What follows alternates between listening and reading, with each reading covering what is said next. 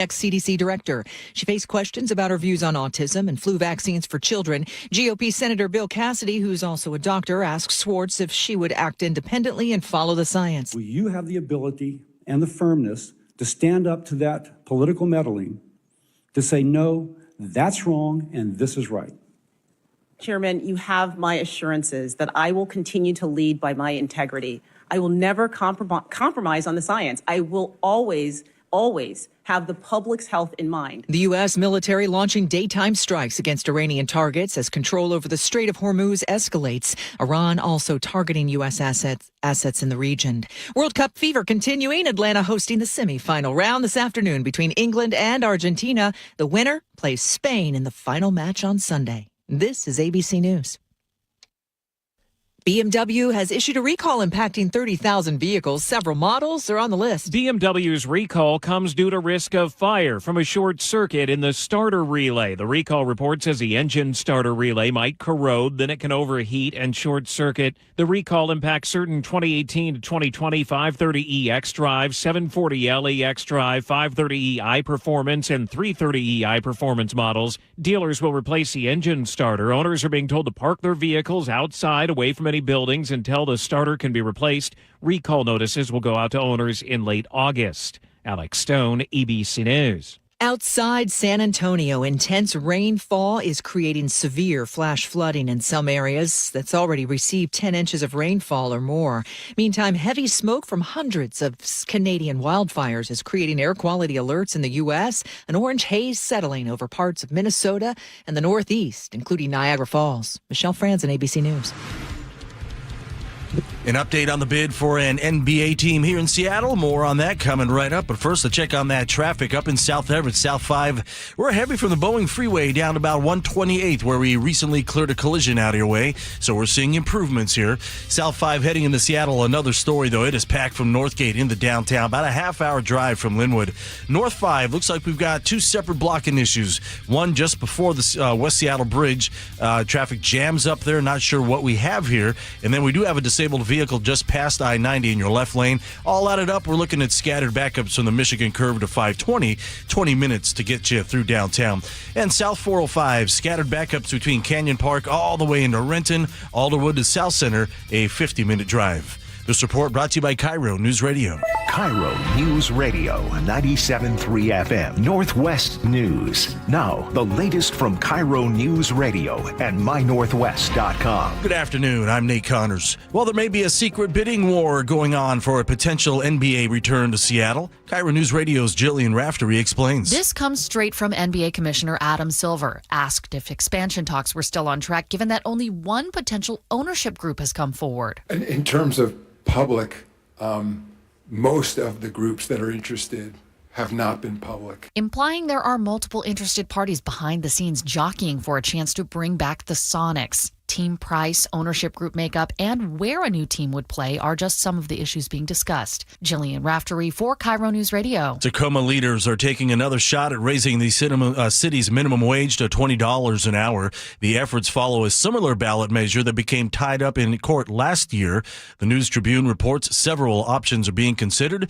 The city council could approve an immediate increase, phase it in over time, or tie the city's minimum wage to set an amount above the state rate. Tacoma now follows Washington's minimum wage of $17.13 per hour.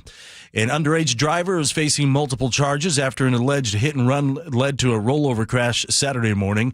Burien police say the driver suffered only minor injuries, but deputies say he showed signs of impairment and later registered a breath alcohol level of 0.202, more than 2.5 times Washington's legal limit. He's been booked for underage DUI, reckless driving, and 2 counts of hit and run. A major opioid trial continues to play out in a Seattle courtroom. KIRO News Radio's Amanda Factor has more. Washington State claims Albertsons filled more than 6.5 million red-flagged opioid prescriptions over 16 years. Former State Attorney General Rob McKenna tells Seattle's Morning News pharmacists feel they are stuck between a rock and a hard place. We can't fill a prescription or fill an order for pills without a prescription from a doctor who's authorized to write prescriptions. And at the same time, they point out that they can be liable if they fail to fill prescriptions from doctors. McKenna wouldn't be surprised if Albertson settles before the trial wraps up. Amanda Factor, KIRO News Radio. And your KIRO News Radio weather, 85 and sunshine all day today. This evening, though, we'll see clouds roll in, and by tomorrow morning, isolated thunderstorms across the region. Much cooler with a high around 70. Friday, that rain goes away. We'll have partly sunny conditions and 76. 71 and sunny in downtown Seattle. I'm Nate Connors, KIRO News Radio. Your best source for local news, serving Western Washington and the world with the KIRO News Radio app. Always streaming live on your smart speakers. You're listening to KIRO News Radio, Northwest News. And now, it's time for the Jake and Spike Show on KIRO News Radio. With your hosts, Jake Skorheim and Spike O'Neill. Welcome to the show. Happy Wednesday to everybody out there. Hope you guys are having a fantastic midweek. Jake Skorheim here, sitting alongside Spike O'Neill. Happy Wednesday, brother. Happy Wednesday. We got a lot of stuff to get to. Big stuff going on. A lot of great stuff. We got taxes to talk about. Great stuff. Bob Ferguson saying he's not really saying, he's not promising much, actually. He's kind dancing. of avoiding questions. He's on Dancing with the Stars. He's got moves better than Winky. We also have a question of the day that I am so excited about. We're going to get to in just a little bit. But first, we got to jump right out of the gate. You had something you were very excited to talk about in our pre-show meeting. You said, I got to tell you guys something before anything else happens. I got to tell you this. I feel kind of silly because I had a dream last night, and I'm not big on, interpreting dreams. I had a course one time at college when I was studying psychology about dream interpretation and all that stuff. Is this like a prophetic type of a thing? Do you want me to try to interpret it like in the Bible? Sure. Okay. Sure. Go ahead. Well, here's the deal. I had a dream. And then we'll get to real stuff because there's a lot of people out there who just rolled their eyes. I had a dream last night that I've never had before, but I've come to understand this morning. Was it a sexy dream? It was not a sexy dream. Okay. That a lot of people have already had this dream. I dreamed I could fly. And Okay.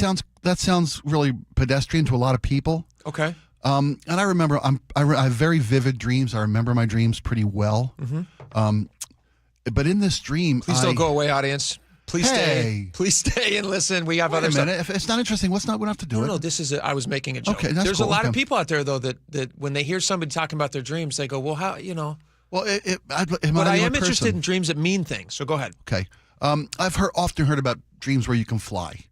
Yeah. Right. But I've never had one in my life. Most of my dreams that I have recurring are me trying to get someplace or trying to run and not being able to cover any ground. I often have dreams where I'm trying to go from point A to point done B. that. Yeah. And I just, no matter what I do, Feels I can't. like you're running in I can't get quicksand. there. Yeah. Or I'm cutting through yards. I'm going through houses. I'm trying to get. I know where I'm going. 100%. I can't get there. And I know what those dreams mean. But you're flying. I had this flight dream last night, and literally, when it was happening, I was aware. That hey, man, this is a big thing. I can fly, and I could feel it in my gut. Was it euphoric? It was. Did you feel good? It was totally. It was like it was. It's interesting because I had this dream where I could fly, and I literally was flying above my house, going around my house, enjoying the experience, testing out the experience of flying. Right. Sure. I felt it. I mean, I could feel it in every part of my body, and I'm realizing, other people also were learning that they could do this, and over the course of this dream. It was more and more people said, hey, I can do this too. And they were also Everyone's trying flying. and they were learning they could do it. Mm-hmm. And then I was actually conscious of it in my dream. Well, if everybody can fly, it's And you going want to to walk. Well, no, I'm said like, this isn't it's special. It's going to become intrusive to everybody if there's people just flying willy-nilly all about the place. That's the argument against flying cars. We're not going to be able to have sometimes flight patterns. drones. Yeah. Drone same deal. proliferation. But I never had that dream before. I don't know what it means. I think it means that you're going to take a fun vacation soon, and you're very excited to fly, possibly. And nothing's planned. Well, so sometimes your subconscious knows, and before it knows, I do. Yeah. Maybe the audience can let us know what your dream means. Maybe we have somebody out there who's good at reading dreams. That's possible. But it's, I've had like when I have a dream, say that I can't get someplace, my feet aren't taking me where I want to go. I can't make any progress. I'm running in molasses. Do you find that means that there's something that's stagnant in your life that you can't move past, and so like you're thinking, okay, so it informs something real. But in those contexts, I'm not aware. Yeah. That I know why I'm having trouble. I know, but in this dream last night with the flying, I could feel how significant it was. Yeah. That this was a new something totally new for me. That you're flying. This ability to do this. Yeah. I wonder what it means. It could mean anything. I've never woken up so impacted by a dream before. And I've had some wild dreams. Here's what I'd like to do. I would like to pose this to our audience as a sub-question of the day. I do have a topic that I want to ask, a question of the day that's more news-related. Thank you. I'm glad you do. But I do think that this is a worthy topic because we never know. We might have some people out there who have insight into this. I'd love to know. I enjoyed it. 888-973-5476. I felt wonderful.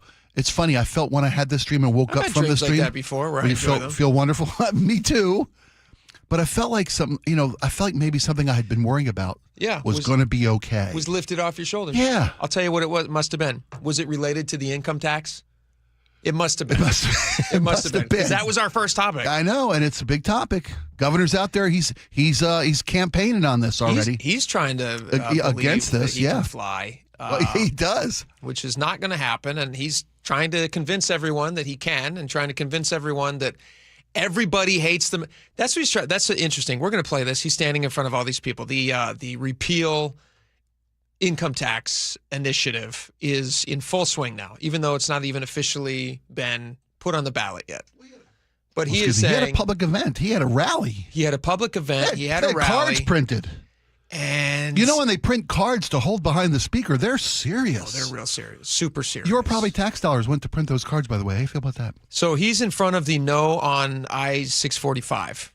Now, for anybody who wants to see an income tax in Washington State, vote no.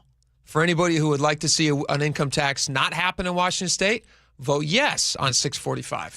Isn't that confusing to you? Is that just me? It is confusing. It's part of the reason why they made this an emergency clause. Yeah. Yes to repeal, no to maintain. Yes, correct. And it's part of the reason because the Attorney General's office gets to write what goes on the ballot, and they knew that in a initiative process, that's the last wall that people have to climb over is to understand what they're voting for, which can be misconstrued and can be made very confusing. Oftentimes deliberately confusing. Which is why they didn't want it to get to this point, which is why it's one of the reasons they put the emergency clause in there so that it would arrive at this point. They also thought they knew better than the citizens of Washington. That's true. Right? Let's listen to Ferguson for a second. I'm going to play you a clip in just a second of Bob Ferguson, your governor, and he is asked point blank, how about new taxes? You going to do any new taxes? Are you going to set a floor on the millionaire's tax? All these different things.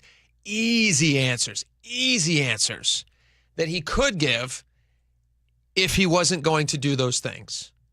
But he refuses to say. The same way that Jamie Peterson refused to say he didn't want to tie the hands of future legislators. This is what Ferguson, I'm going to play you some of these clips. These are, folks, honestly, these are wild. These are wild to me. Here's Ferguson. He's in front of a bunch of supporters. Like you said, they all have the same printed red sign. That means they're serious. That means they're super serial. Yeah. Here he is. Look, Washingtonians are going to be facing an important choice in November regarding the future of the millionaire's tax. It's essentially a choice between moving our state forward by making life more affordable for Washingtonians and giving 138,000 business owners a tax break, or going backwards, rolling back tax breaks for small businesses and seeing costs go up for Washingtonians. It's a choice between investing in our kids' education, and it's great to see some kids here today, by the way. But these kids won't be educated if you don't pay. The whole thing, ridiculous. Let's continue. Choice between investing in our kids' education and child care access and affordability, or going backwards with cuts to education and limiting access to child care. In short, it's a choice between the future and the past. Oh, my goodness. That's quite a choice. Tax to the future. Let me ask you. Unfortunately, we're going to get to Biff's future. That's what happens if this thing ends up going into law. Let me ask you a question. Sure. He says there at the end, let me play this. I got to play that. We got to break this cut down frame by frame because he's doing something very tricky here. And I'd like to get to the heart of this and what he's actually doing. And I'd like to get your interpretation of this. Because it feels like a fever dream. Let's continue with this interpreting dreams. This feels like a fever dream. I'm trying to make sense of it. And like a dream, it doesn't seem to make sense to me, but maybe you guys can help me make sense. Between investing in our kids' education, and it's great to see some kids here today, by the way. It's a choice between investing in our kids' education and child care access and affordability, or going backwards with cuts to education. Okay, here's a question. How can we go backwards on something that doesn't even go into effect for 3 years? What does he mean by that? Please explain. Well, I think if I'm going to look at this from a political lens, he's trying to say that they need the funding that this tax will generate toward education, K through 12 education, and without that funding, they're going to slide backwards into our ability to deliver educational resources and results for our students. How can we slide backwards from something that hasn't even been adopted yet? Well, there's they say you're either growing or dying. There's no third direction, right? And if he doesn't get the additional revenue he seeks through this tax to invest in education, that's going to require a deficit. They're even talking about if this thing doesn't pass, they'll have to make cuts to education funding in this state. I know how we feel about that. I get it. Here's the funding that he's talking about. That's what he's trying to sell here. Here's what he's selling. So they have to, they do these budgets, right? They do the biennial budgets, once every 2 years. So they have looked ahead and they have started already. They're already in their new budgets. They have already started accounting for possible money that this thing might bring in. Now, it might get shot down by. There's a couple ways that this millionaire's tax might go away. Number one, might get shot down by the courts because there's a court case. There's court challenges. Yep. Being headed up by Rob McKenna, who we like, or who I like at least. I think you love like. Rob You McKenna. love Rob Yes, McKenna. I voted for him repeatedly. So he's heading up the court case to try to get this thing overturned, and identified as unconstitutional, which many people believe that it is. The other way is you have this initiative 645. Yeah. So if you vote yes on it, you're voting to repeal it to make the millionaire's tax go away because everybody seems to think that it's not going to be a millionaire's tax. It's going to be a tax on everyone very soon, which is the way income taxes work. They start as being sold for just the very, very wealthy, and then in very short order, they trickle their way down to everybody. Those concerns are based in history. Those are based in history. Yeah, they're not just a dream. That's not a fever dream. Yeah, it's not a conservative fever dream. Right. Yes. Fair to say. So when he's saying that we're going to have to make cuts to education, what he's actually telling you, was that my computer? Whose computer was that? That might have been my computer. What he's actually telling you is the money that we have already accounted for that we're going to be pulling in, that we have committed to spending some of, not a lot, but some of into education, we will not be able to spend that money, and we are considering that a cut. Does that seem very fair?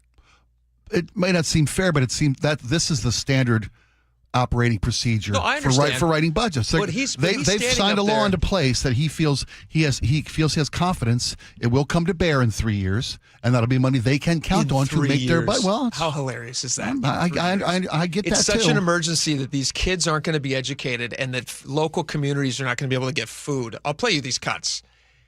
Look at these children, he says, that are here. They're not going to be educated unless this thing gets fully funded and we have all this money. But it's not going to go into effect till 2029. Like, we're not going to collect any money on this until 2029. Which is about the time those kids are getting ready for high school. Yeah, exactly. All right, so he talked about some of the benefits and how they're going to use this extra tax revenue. Look, do Washingtonians want to see a tax break for over 100,000 businesses? For many small businesses, most small businesses, they won't pay the B&O tax at all because of the revenue from the millionaire's tax. Our K-12 education system will see massive investments to keep our classes small and provide opportunities for young people all across our state. Nearly 500,000 families in Washington state, 500,000 families will receive a working families tax credit. That's an annual check every year between $300 and $1,300 every single year to make life more affordable. If you're watching this press conference right now, you will benefit from this if you're a business owner. You will benefit from this if you're one of those 500,000 families. You will benefit from this if you have a kid who's in our education system. You will benefit from this in so many ways. Here's what I think is happening. I think Ferguson is scared. I think he's seeing the polling on this. We have a story here in just a second we can do. They have done polling. They did what was this? Jason highlighted this on Seattle Red. Signals. The Concerned Taxpayer Accountability Center did a poll. Yeah. They did a poll with, what was it, 800 people, 800 likely voters. Did you see this? Yeah, it was framed as a general state income tax because polling frames the question when they poll specific groups. Well, they also measured they also asked them specifically the Democratic side of the argument. They said, well, what about just on millionaires? And the numbers are virtually the same. People are not a fan of it.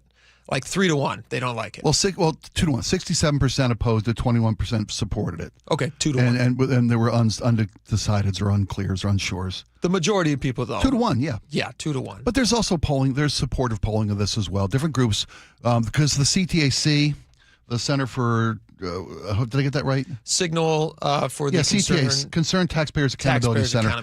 They're a very conservative-leaning polling organization. They often work in conjunction with anti-tax legislation, and that's cool. That's who they are, and I get it. There's not a person out there who likes taxes. Well, unless you're crazy. There's a poll from DHM Research that says 61% of Washingtonians support this tax. I mean, that was in the PI earlier this year. There's different. Is the PI still a paper? I thought they went out of the business. Times. I'm sorry. I'm back in my fever dream. The Times did a. I was like, what is this? Where's that globe? My point being that Ferguson's seeing polls that show him that 60% of Washingtonians are in favor of this tax. So when he's up there, I don't know that he's scared as much as he's bullish? Delusional. I was going to say, in living in his little bubble of support for this tax. If he felt confident in it, I don't think he'd be out there making speeches in front of the most read cards you've ever seen in your life, the most read signs, basically having children up there. It's a code red, prop children up there, yeah. It feels to me like he is responding in a defensive way. He's trying to project confidence. Oh, he's trying to, yeah. But when you get 500,000 signatures to get this on the ballot, he should be concerned. He should be concerned. When they raise the kind of money that they have raised to fight this millionaire's tax, this income tax, he should be concerned. Here's the thing too. I'm going to play you a clip. A reporter asked him. He said, "Hey, listen. All right, let's say you get what you want, Ferguson. You're going to get your millionaire's tax. Mm-hmm. Let's say you get that. That means no more other new taxes, right? I mean, just last session you signed the most taxes that anybody had ever signed into the state. Here was his response to that.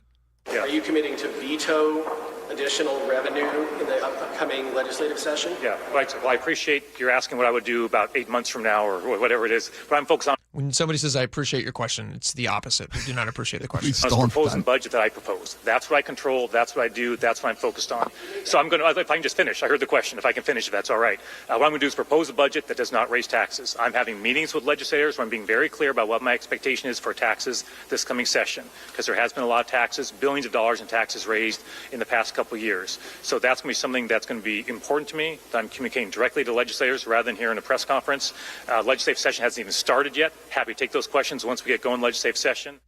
This is clearly a person. Tap.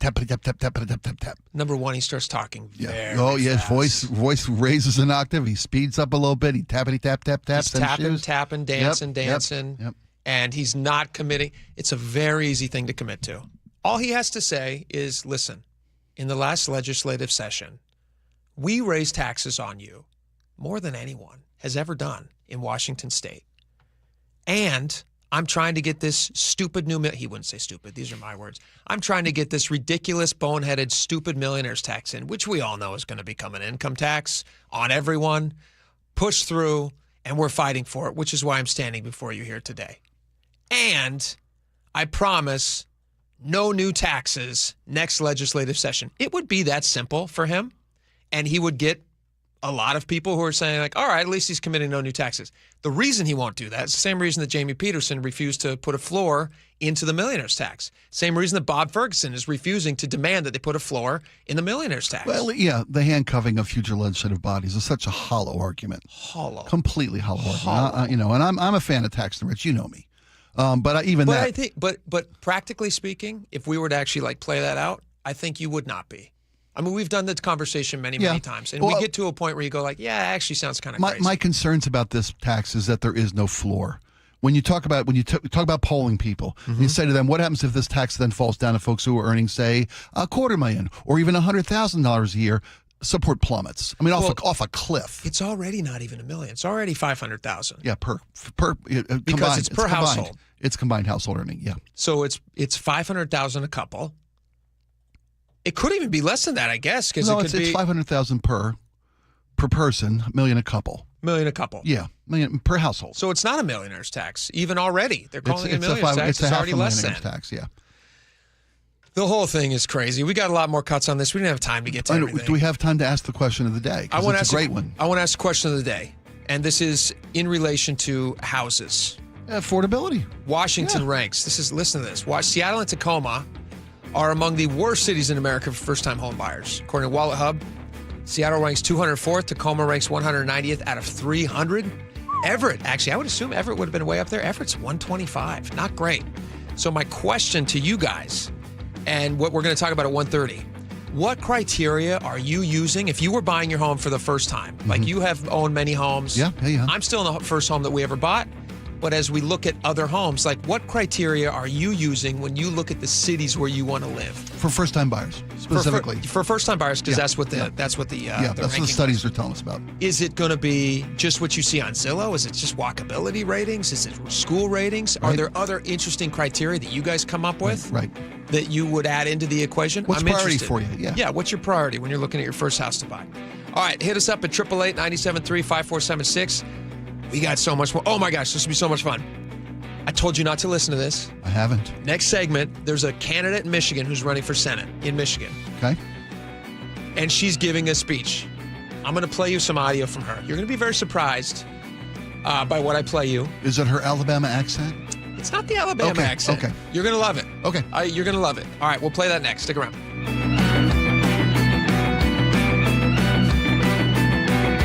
This hour is brought to you by Sunset Auto Family.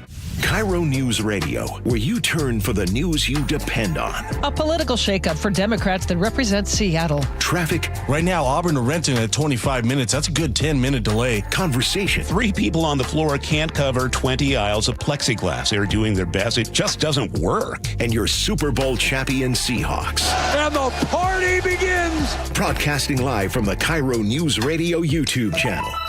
KIRO News Radio 97.3 FM. Hey, Jake Skorheim here. After a mild winter, forecasters are predicting above average temperatures this summer across western Washington.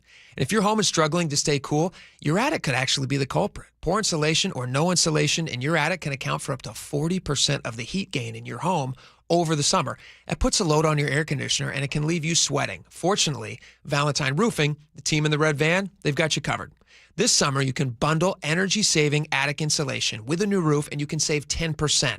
That's better comfort, improved energy efficiency, and less strain on your cooling system.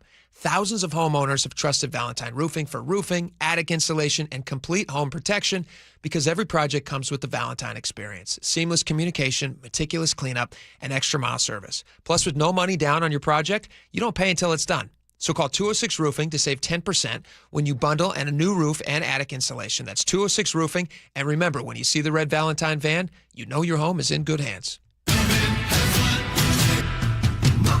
Step inside and let the excitement take you places. This is Muckleshoot Casino Resort, the ultimate spot for action that reaches incredible heights, luxury that knows no bounds, and live entertainment that always thrills. It's all at one incredible destination. So when you look for the best, look nowhere else. Muckleshoot Casino Resort, the biggest and best in the Northwest. Muckleshoot. If the world were like a Sleep Number mattress, everything would adapt for your comfort. Your coffee would never get cold. Your flight would always be on time. And your mattress would always respond to you and your unique sleep needs. Sleep Number mattresses are designed to respond to your body and shift with your changing life, helping you fall asleep faster and stay asleep longer. To experience a whole new world of comfort, visit a Sleep Number store or go to sleepnumber.com. Sleep Number. To a good life sleep. Get in the zone, AutoZone. The sounds of summer. They're great until they're not. Luckily, AutoZone has free battery testing and charging Let me check that for you. to help make a rough moment smooth. Don't miss the Celebrate Free event at AutoZone. Free products with select deals until July 27th. And free services every day. Restrictions apply. Get in the zone, AutoZone. Guys, did you know your testosterone affects everything in your system, including how you feel and perform every day? Right now, Revive Men's Health Seattle will check your testosterone for free. Knowing your T levels is the first step in understanding if you have low T. Your testosterone level impacts your energy, libido, sleep, weight, hair loss, mood, and even ED. Maintaining an appropriate T level can change your whole life. Most men start to see changes in their hormone levels in their 30s. Experience and results matter. So what are you waiting for? Get your T levels checked today by local, experienced, and trusted men's health experts. They've helped thousands of men since 2011. They're so confident they can help you, they even guarantee it. Call Revive today and schedule your free testosterone test, free exam, and free consultation. Call Revive Men's Health at 206-529-1111. That's 206-529-1111. Or visit ReviveMen'sHealth.com. This is a special alert to all Americans who own a vehicle with less than 200,000 miles with an auto warranty about to expire or with no warranty coverage at all. Due to a decline in the economy, CarShield is announcing a low-cost month-to-month vehicle protection plan that is now available to the public to save any driver out-of-pocket expenses on future auto repairs. Call now to find out how you can pay almost nothing for covered auto repairs. Yes, you heard that correctly. Pay almost nothing for covered auto repairs. An open phone line has been established for all drivers to call for a free quick quote. Call 800-292-4541 now. Drivers who are covered will not have to pay for covered repairs again. This protection plan is at an all-time low. Additionally, drivers who activate this vehicle protection today will also receive free roadside assistance, free towing, and car rental options at no additional cost. Call us for your free quick quote today. 800-292-4541. That's 800-292-4541. What do you have to lose? Call 800-292-4541. Again, 800-292-4541. Nearly half the homes in Western Washington are not properly insulated or not insulated at all. Sound like your home? Then call for your free inspection. InsulationNorthwest.com. KIRO News Radio 97.3 FM Northwest News. Now, the latest from KIRO News Radio and mynorthwest.com. Good afternoon. I'm Nate Connors. A new U.S. attorney was appointed this morning for Western Washington, and he's already been removed. The federal district court named Roger Scott Rogoff to serve as the district's top federal prosecutor and replace President Donald Trump's controversial pick, Charles Neal Floyd. Rogoff says he was sworn in at 7:40 this morning. Then at 8:34, he got an email saying he'd been fired. I was disappointed, but unsurprised that President Trump removed me from that office about an hour after I started. Rogoff says he and his legal team are discussing their options moving forward. The president appointed Floyd as an interim prosecutor, but never formally nominated him for Senate approval. Under federal law, that extended delay gives local judges the power to appoint their own replacement, but the White House insists judges do not have the power to pick U.S. attorneys. Investigators are working to determine the cause of a 3-alarm warehouse fire in South Seattle. The blaze was reported around 1 a.m. near 7th Avenue South, just north of Boeing Field. My buddy woke me up like, hey, look to your left. There's a big fire. Like, what are you talking about? He's like, just look to your left. I look over, and the flames were like already as tall as that semi-truck trailer right there.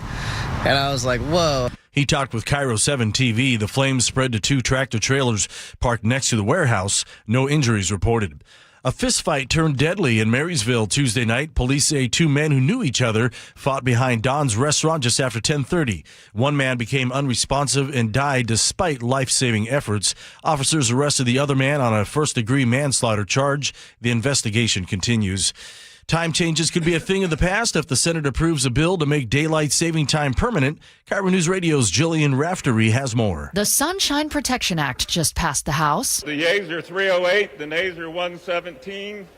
The bill is passed. Now it goes to the Senate, where it has the personal support of the president and Washington's Patty Murray. Do you hate when the sun sets at 4 p.m. during the winter in Seattle? Yes, it would mean later sunsets, but in the winter, also very dark mornings. If passed, there would be no time change in the fall. Political insiders say the bill faces an uphill battle in the Senate. Jillian Raftery for KIRO News Radio. Hey, check it Wall Street. The Dow up 110, S&P 500 up 15, and the NASDAQ up 95. And now your KIRO News Radio traffic brought to you by your KIRO News Radio app. South 5 in Seattle, we're packed from Northgate into downtown. Plan on a half-hour commute from Linwood. You can save some time by heading over to 99. That route is wide open. North 5, we've got scattered backups starting at the Michigan Curve to the Ship Canal Bridge. From a few earlier blocking issues, all have since cleared. 20 minutes to get you through this. South 405, we're crowded through Canyon Park, a little more through Kirkland, and then pretty solid now from South Bellevue into Renton, Alderwood to South Center, 45 minutes, and North 405 slows through the Renton S-curves. Text APP to 888-973-5476 to download the KIRO News Radio app. Listen to your favorite shows and get the latest news and updates sent straight to your phone. All right, mostly sunny and 85 this afternoon. This evening, clouds begin to roll in. Thursday looks to be stormy with isolated thunderstorms and much cooler with a high near 70, 76 and partly sunny on Friday. Sunny and 72 right now in downtown Seattle. I'm Nate Connors, KIRO News Radio. Your best source for local news. You're listening to KIRO News Radio, Northwest News.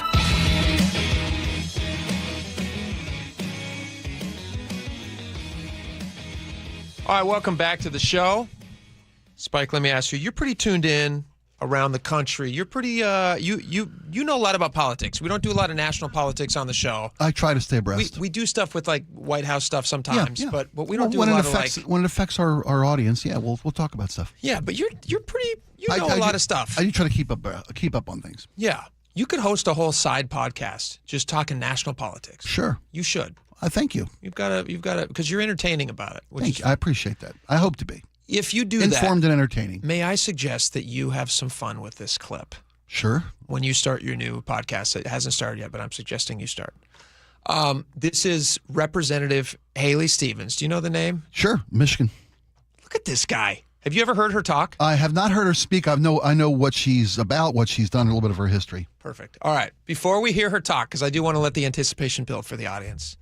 I had seen her on a few different things in a similar way that you have. I have seen a little bit about the Michigan Senate race, the guy she's running against. Yeah, she's running for state senator in Michigan, not a national seat, a state seat. State senator. I'm sorry, state senator. No, you said it right. I just want to clear up for the audience.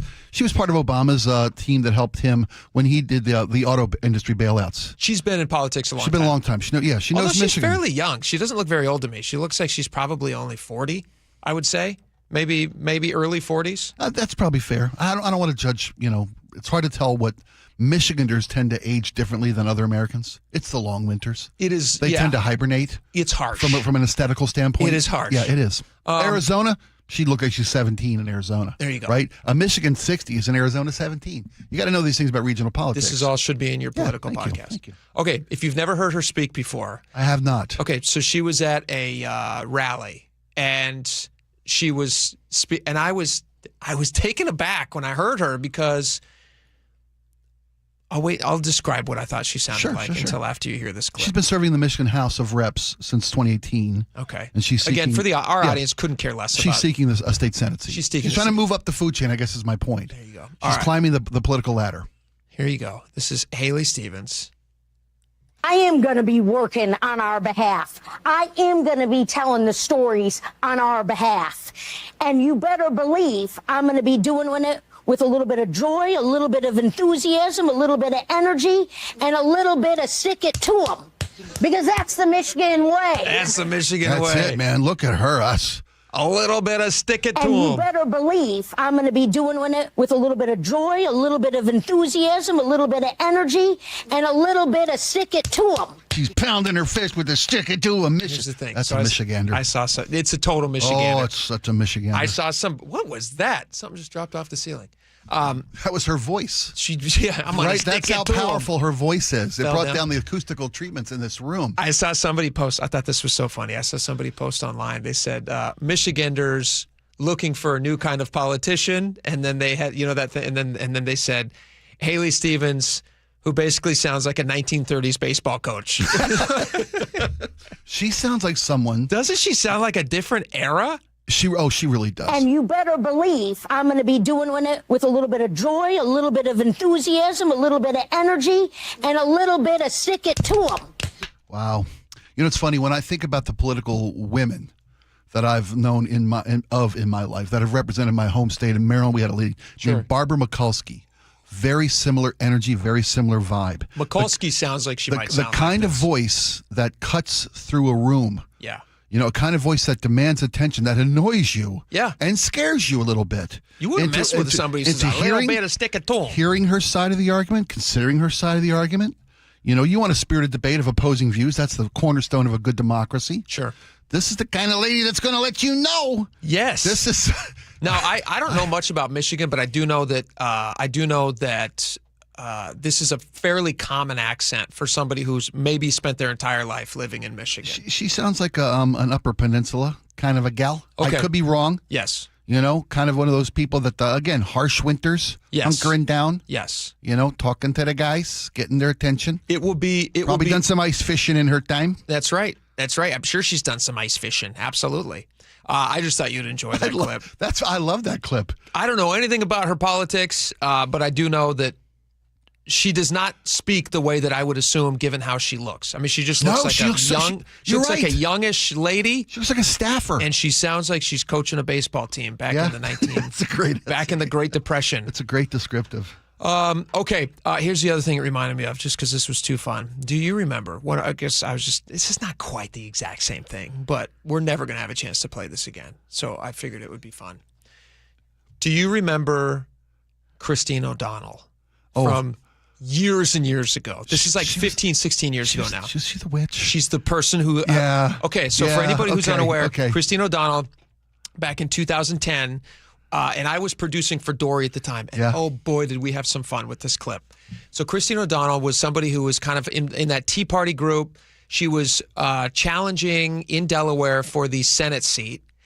And there had been some offhand comment that she had made about in some point in her career, at some point in one of the 1,000 interviews that they did, where she talked about having dabbled in witchcraft. Yes. Now, if you're like a conservative Republican, you're not a witchcraft fan. And so the Wiccan vote, not a big part of their base. Not a big part of their base. And I'm happy that's the case. She had to come out and explain. She actually put out an ad, and this was the funniest thing. And we had so much fun. And this essentially ended her career or her run. She literally had to come out with a earnest campaign ad describing that she is not a witch. Yeah. Which was just like... when you have to make that statement, you just got the campaign's in trouble. You just got to go like, you know what? I'm running into Bob Ferguson millionaire tax category here. Yeah. It's not quite the same, but whatever. I'm reaching, but here's Christine O'Donnell talking about not being a witch. This is from 2000. I believe this is from 2010. Oh, my audio. Here we go. I'm not a witch. I'm nothing you've heard. I'm you. None of us are perfect, but none of us can be happy with what we see all around us. Politicians who think spending, trading favors, and backroom deals are the ways to stay in office. I'll go to Washington and do what you do. Not on a broom. I'm Christine O'Donnell, and I approve this message. I'm you. We have... Sorry. The fact that the campaign ran in October probably didn't help her. I'm just saying. That was... You must have been on the air. You were in the air at the same time. Oh, yeah. You guys must have played Come on. The heck out of my that gosh. clip. Because she was a political analyst, and then she decided to run for office. She won the Republican. She won the primary as a Republican. And she won an uncontested Republican primary against a guy named Joe Biden in Delaware. She didn't have a shot. But then she ran in a special. She lost to Coons. Because when Biden was tabbed for as the vice president, she ran in the special election 10 against Coons. Oh my yeah. gosh. Yeah. Oh my God, I had forgotten. Isn't that fun? I'd forgotten all about her. Yeah. I still think the Michigan lady's very fun. And you better believe I'm going to be doing it with a little bit of joy, a little bit of enthusiasm, a little bit of energy, and a little bit of stick it to them. The beauty is she can run that voice is going to go for another 40 years. She gets elected. Yeah. I can imagine her at 80, still in that chair. Oh, she's going to be. That voice isn't going to change at all. She's going to keep sticking it to him. Oh boy, stick it to him. That'll be the name of her autobiography too. Stick it to him. All right, we got a lot more coming up. We're going to clear the air on something. We had a guest on the show yesterday who said something that, as it turns out, might have been completely made up and a lie. So we will tell you about that next. We have a little correction. We have a correction we want to make, and I'm happy to do it. So we'll do that next. Stick around.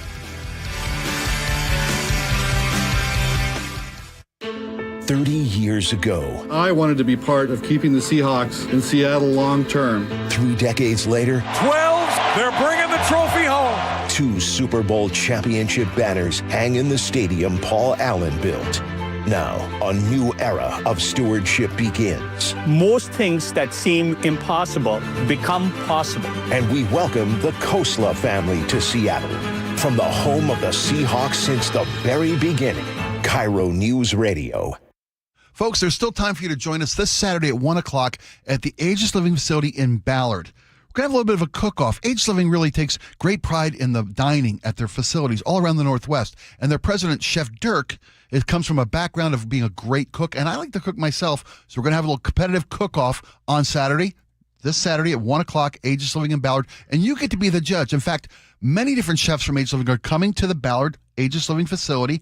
We're going to have a 1 o'clock little competition, little talk about food. There's a free food tasting, free wine tasting. There's raffle prizes, and the Imperials will play a free show. That's this Saturday at 1 o'clock, Ageless Living Ballard. Go to agelessliving.com/KIRO to RSVP. They call this one Bill. Whoa, aliens? Am I in a spaceship? Affirmative, Bill. What's with the laser saw? Relax. We are cutting our bill in half. What? An Xfinity mobile transmission says you can cut your bill in half. Oh, your mobile bill, not me, Bill. Xfinity Mobile also says we can try it free for a year. Free. Yes, with no commitment. Can we put the saw away? I am reluctant. But we will find another being to bisect. That's not sci-fi. It's Xfinity Mobile. Xfinity Internet members cut your mobile bill in half. Plus, try Xfinity Mobile free for a year. No commitment. Learn more at xfinitymobile.com. Xfinity. Imagine that. Restrictions apply. Xfinity Internet required. Savings compares one line of Xfinity Mobile Select to comparable plans from T-Mobile, Verizon, and AT&T as of 3/24/26. Taxes, fees, extra. $30 monthly discount limited to new mobile customers only. After 12 months, regular rates apply. Be advised, this is your opportunity to save up to 40 to 80% on a hot tub or swim spa. This weekend only, Friday through Sunday, Angel of the Winds Arena, Everett. Be advised, this is your opportunity to save up to 40 to 80% on a hot tub or swim spa. This weekend only, Friday through Sunday, Angel of the Winds Arena, Everett. 18-month interest-free financing. Our factories have demanded we sell 1,000 hot tubs and swim spas this weekend. Angel of the Winds Arena, Everett. Huge factory incentives, factory rebates, this weekend only. Angel of the Winds Arena, Everett. We can remove your old hot tub. Free delivery of your new hot tub. Deep discounts. Angel of the Winds Arena, Everett. Free delivery of your new hot tub. Just relax and enjoy. Angel of the Winds Arena, Everett. Friday, 2 p.m. to 8 p.m. Saturday, 10 a.m. to 8 p.m. Sunday, 10 a.m. to 6 p.m. Free admission. Free delivery. Angel of the Winds Arena, Everett. Call 833-SPA-SALE or visit hottubandSwimSpaSale.com. I had pain. I had numbness in my feet. That pain and that numbness just got worse and worse and worse as time went on. This is Greg describing life with neuropathy. I went to 5 podiatrists, tried different treatments, tried different orthotics, tried different shoes, had cortisone shots in the tops and the bottoms of my feet. Saw a neurologist. All my medical doctors said, can't help you. Live with the pain. You're not going to be able to sleep. This is your life. And then I just gave up until I found Sound Pain Solutions. I'm Dr. Mark Shelley, a chiropractic physician and board-certified functional neurologist at Sound Pain Solutions. Our neuropathy treatments can rehabilitate damaged nerves. We use FDA-cleared, non-surgical, drug and pain-free procedures that help neuropathy sufferers like Greg find relief. I feel better. I mean, just feeling better is huge. If you experience numbness, shooting or burning pains, or loss of balance, call us. Sound Pain Solutions, 855-996-0025 or click soundpainsolutions.com. 1-877 Cars for Kids. KARS Cars for Kids. 1-877 Cars for Kids. Donate your car today. 1-877 Cars for Kids. Cars for Kids. 1-877 Cars for Kids. Donate your car today. Ready to get rid of that old car? Donate it to Cars for Kids. Call 877 Cars for Kids to speak to a friendly live agent. Donation is super easy, and your car can be picked up as soon as tomorrow. Go to carsforkids.org now or call 877 Cars for Kids to donate your car today. 1-877 Cars for Kids. KARS Cars for Kids. 1-877 Cars for Kids. Did you know you can donate real estate too? Go to carsforkids.org. That's cars with a K. Jazz Alley invites you to experience the soulful sounds of South Africa's own Jonathan Butler, a trailblazing voice in jazz, R&B, and soul. July 16th through the 19th. Tickets at jazzalley.com. Next up, Avery Sunshine. John Curley here. When the AC starts acting up, don't assume you need a whole new system. Home Comfort Alliance, their approach is simple. Repair first, replace only if needed. Their techs diagnose the real problem because a simple fix can often get the cooling back up again and not cost you a full replacement.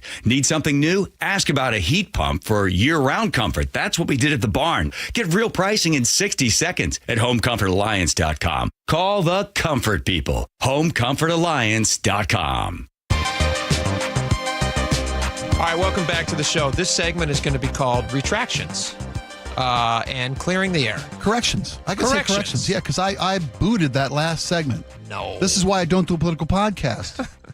Okay? Okay, so what did I claim and what did you claim? Well, no, you said correctly that Haley Stevens was running for Senate. Now, I thought... you better believe... Yeah. I was so scared by her voice. Yes. I said that she was a state representative for Michigan, running for Michigan State Senate. She's not. She's serving in the current U.S. House of Representatives, running for the U.S. Senate. So Jake was right. Jake was right, yeah. Save that as a drop, please. Yeah, Jake was right again. Let me Jake say was right again. Jake was right again. You better believe it. Yeah, she's been representing Michigan in the U.S. House, and now she's seeking a Senate seat. There you go. All right. Here's another correction. We had a guest on the show yesterday. She is an endorsed by, this is a really interesting side thing. We never even got to this weird part of the story. Mayor Katie Wilson made a couple of endorsements of non-incumbents that made some news. One of those is Hannah Sabio Howell, who is a socialist Democrat. Yes. Who came on our show yesterday. Right. And I got to say, although I disagree with almost everything that she believes politically, I found her to be very nice, and she's well-spoken. She's very kind. I did like her, even though the things that she was saying that she wanted to fix, I don't believe any would be fixed. I believe they would be made worse by the policies that she's talking about doing, which is basically just going further to the left of people like Jamie Peterson, who I also think is doing a bad job. But that's neither here nor there. When she was on the show yesterday, she made a claim about a political consultant who's friendly to the show, whose name is Sandeep Kaushik. And he came on with me when you were out of town. And I heard the segment, yeah. And he had said comments about her candidacy. Yes. And Mayor Wilson's endorsement of her. Well, what I asked him on the show is I said, hey, tell me, what is this going to do locally in politics? And he goes, well, he basically said, like, this is kind of a high-risk move for Katie Wilson to make an endorsement of somebody who's not part of the established Democratic, hierarchy. Right. And instead kind of go towards this ultra-progressive, candidate like Sabio Howell. And so that's all he said. He wasn't saying anything about her personally. He said, No, it was talking about the risk the mayor was taking. It's a risky bet. He said, yes, because he goes, at some point down the road, Mayor Wilson is probably going to want support from local lawmakers statewide, even, statewide lawmakers when she's up for re-election, endorsements and things like that. But who knows? So this is what Hannah Sabio Howell said on our show yesterday about Sandeep, who is a political consultant. And so we're going to play what she said, and then we're going to clear the air. And this is actually part of why I was excited to get to come on and talk to you. Is one of the things I wanted to raise is that the consultant that you spoke to, Sandeep Kaushik, is someone who is paid by Senator Peterson to use some of these establishment talking points that Democrats have delivered, and Senator Peterson is one of those. And I think not only is that not true, but of course the person who's paid to say that for him would say that. I told him I don't know their relationship. I don't know if he's employed by him or not. If you say so, I want to believe you. I don't know that that's the case. Okay, so that was me yesterday, basically responding to her saying like, well, I didn't know that they had any connection, and if she says so, then I don't have any evidence to prove her wrong. I got to be honest, at the time, though, it did surprise me that she was saying that he was connected to him financially, because it didn't seem that way when I was talking to him on the show. Also, it's the kind of thing that you'd want to divulge when you're going to be commenting on something. Yeah, you bet. So he then sends us an email this morning. He goes, guys, I saw that segment yesterday. And here's the statement that he sent us. He said, for the record, and I actually called him before the show, and I was like, Sandeep, thank you for sending this. We'll, of course, clear this up. He says, for the record, I am not Jamie Peterson's consultant, nor am I on his payroll in any way, shape, or form. I have no involvement in that race on either side. Zero, zilch, nada. Nor, for that matter, have I ever consulted for or worked for Jamie or been paid by him, including in the past election cycles. So what Hannah claimed is just flat out false. If I was on Jamie's campaign, on an official side, payroll, I would, of course, have disclosed that. Okay. And then you cannot be any more clear than that. And so she has then a response. Did she send a response to this? Yeah, we asked her to clarify her comments on that, Laura, and she got back to us with what? She basically said what, Laura? Oh, that Sandeep is a consultant, she says, on the campaign to defend the millionaire's tax. Okay. And that is paid by he's paid by the same campaign committee that also backs Senator Jamie Peterson's reelection campaign. In no way is that connected to Jamie Peterson. No, the money behind Jamie Peterson is also the money behind the campaign to defeat this initiative. Well, no, that's not true. The money behind him. No, that's not what she said. Yeah, that's what she said. But, the money behind Jamie Peterson is the same source as the money behind the campaigin to defend the millionaire's tax. The no on initiative, the no on the initiative repeal. Right. He consults for that. That no on initiative, I don't believe is giving money to Jamie Peterson. I don't know that that's the case, but I doubt they're giving him directly money. There's a political group that's funding two separate things. Jamie Peterson being one, the Initiative of Defense being another. Yeah, he's not connected to Jamie Peterson. No, they might not be, directly. They might be connected in that they support similar things. He's working with somebody that supports Jamie Peterson, but doesn't work for Jamie Peterson. There you go. Sandeep's a good dude. I appreciate him reaching out. And Hannah probably just got it wrong. All right, we got a lot more coming up. We got the 1 o'clock rundown next. We'll be back.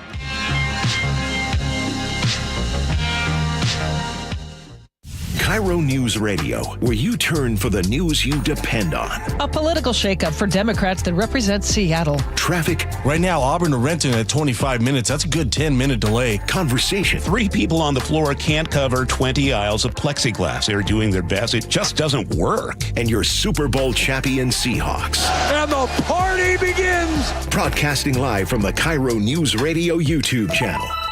KIRO News Radio 97.3 FM.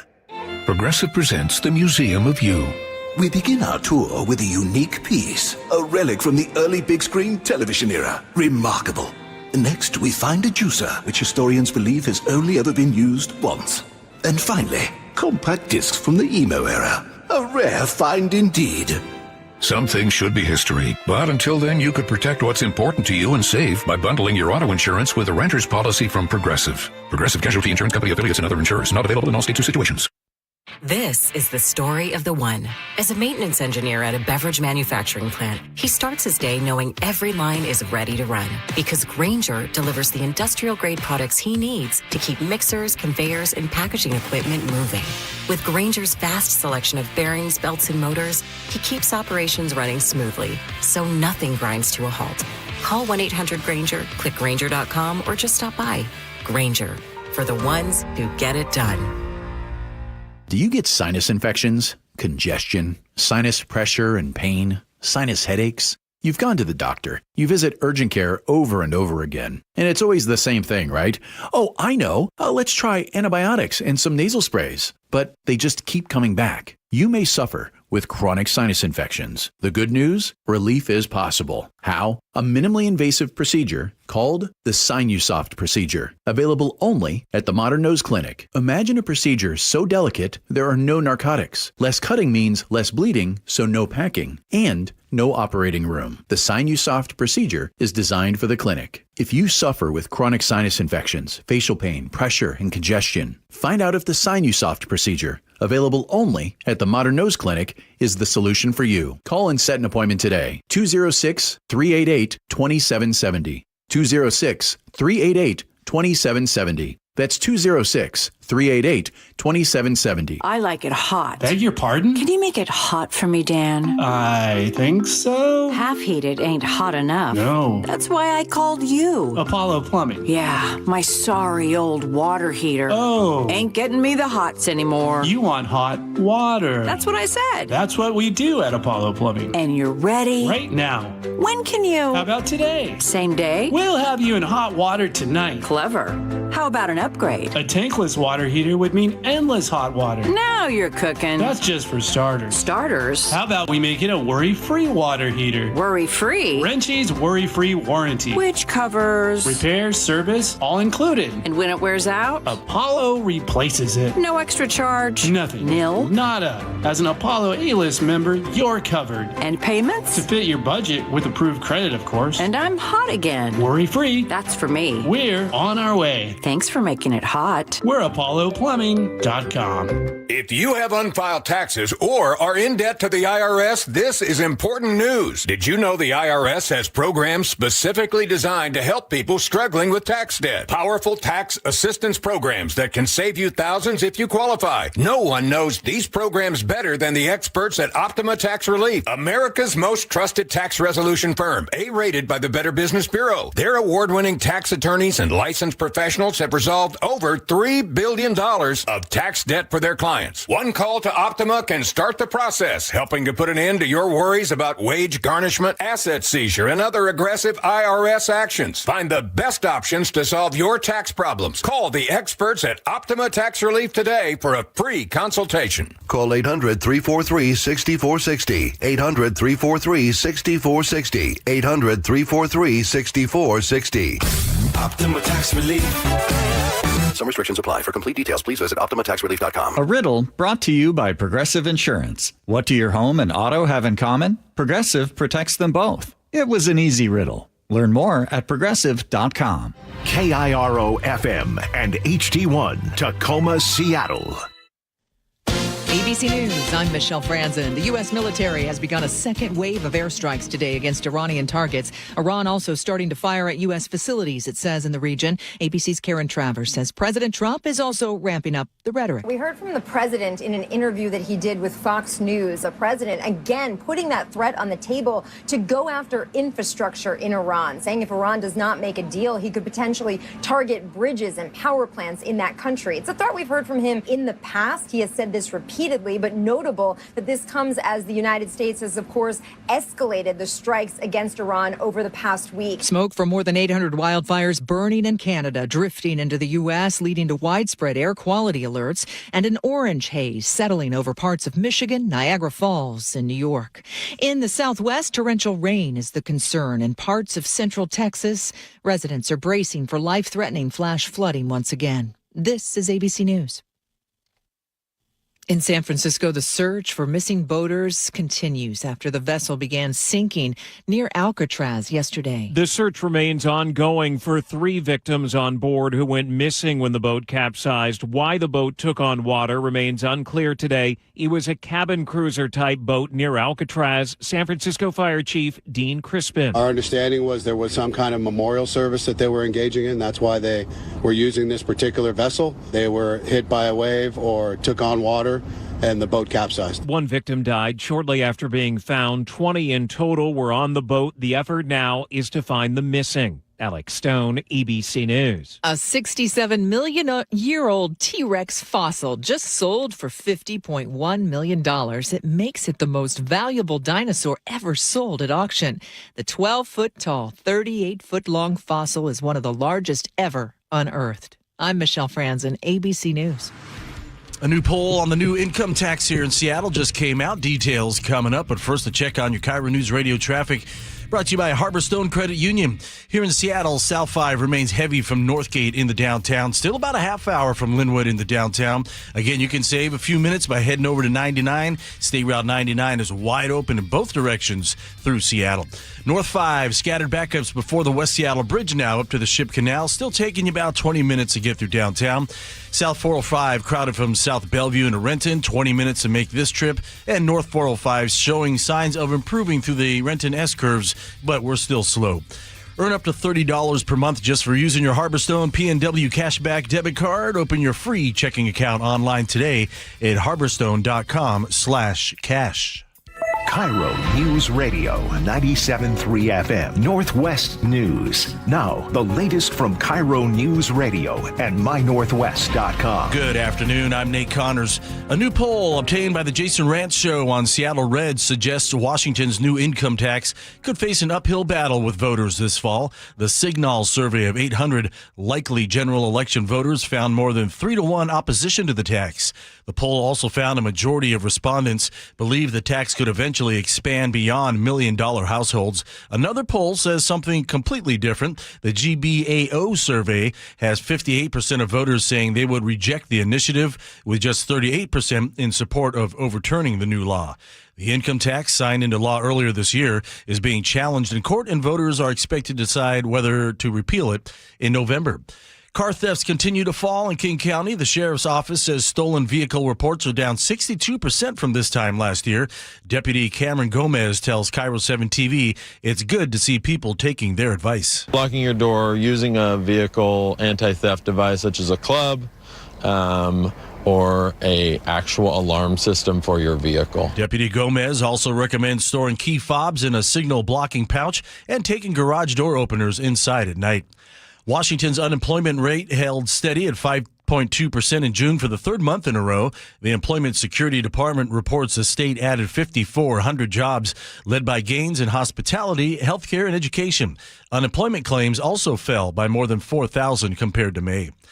Speaker after speaker at Seattle City Council hearing today backed the city's temporary moratorium on data centers. New data centers built in South Seattle and Tukwila will expose our neighbors to heat islands and an increased air, water, noise, and light pollution, causing significant risk to their health. Ultimately, I feel the only way we can protect our communities and meet our state's climate goals is to ban data centers entirely. During this work plan process, we should be open to the possibility that large data centers simply aren't aligned with our climate goals and don't have community benefits that outweigh their enormous resource use. No decision came out of the meeting. The hearing is part of the city's work on what comes after the current one-year moratorium.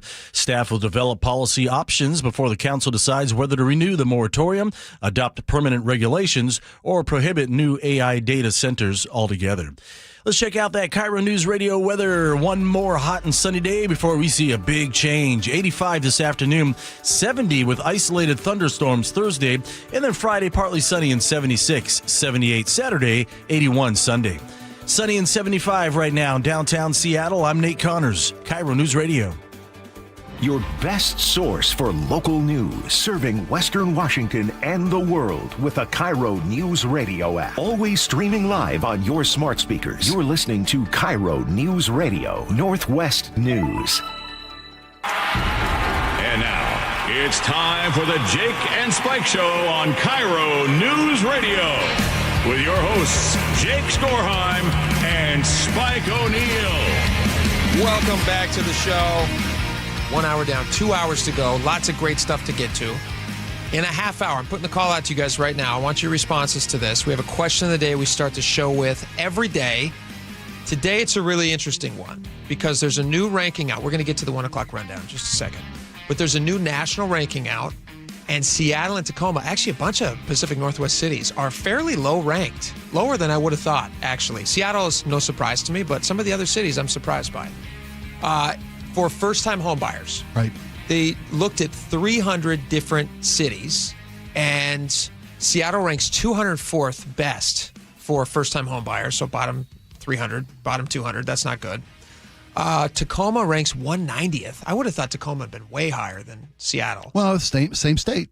So those are the detractors from Everett, Seattle, Tacoma. And then here's the other confusing one. Everett is 125 out of 300. A little better than half, but still, I would have thought much higher. So the question of the day is, for first-time home buyers, or let's say that you own a home, imagine you're a first-time home buyer. This might be interesting, too, for people who have already owned homes. Now that you're an experienced homeowner, if you were buying your home for the first time, or a home for the first time, what are the criteria that you would use to decide where that would be? Is it just about price? Is it just about the taxes that you might pay in a given city? Is it about walkability, like you look at the Zillow things? How far away is the closest grocery store? What are the schools like? School rating. That was the factor for my brother when he moved here from the East Coast. First time buyer in Washington. That's a huge thing, especially for young families. Absolutely. Yeah. So hit us up on the Muckleshoot Casino Resort text line, 888-973-5476. Do you have any other weird criteria that you might actually factor into the decision about where to buy a house? I actually got one from a friend of mine that I want to tell you guys about at 1:30. So we'll get into all that. Great. And it'll be very interesting. You guys will, we're already getting some good responses to this. All right, let's get into the 1 o'clock rundown. This is where we do the top stories, coast to coast. We pick three, the top 3 stories that people are clicking on. The number one story in the nation, it's not controversial. I guess it could be considered controversial, but it seems like a pretty vanilla story. Daylight savings time. House passes a daylight savings bill. It will now go to the Senate.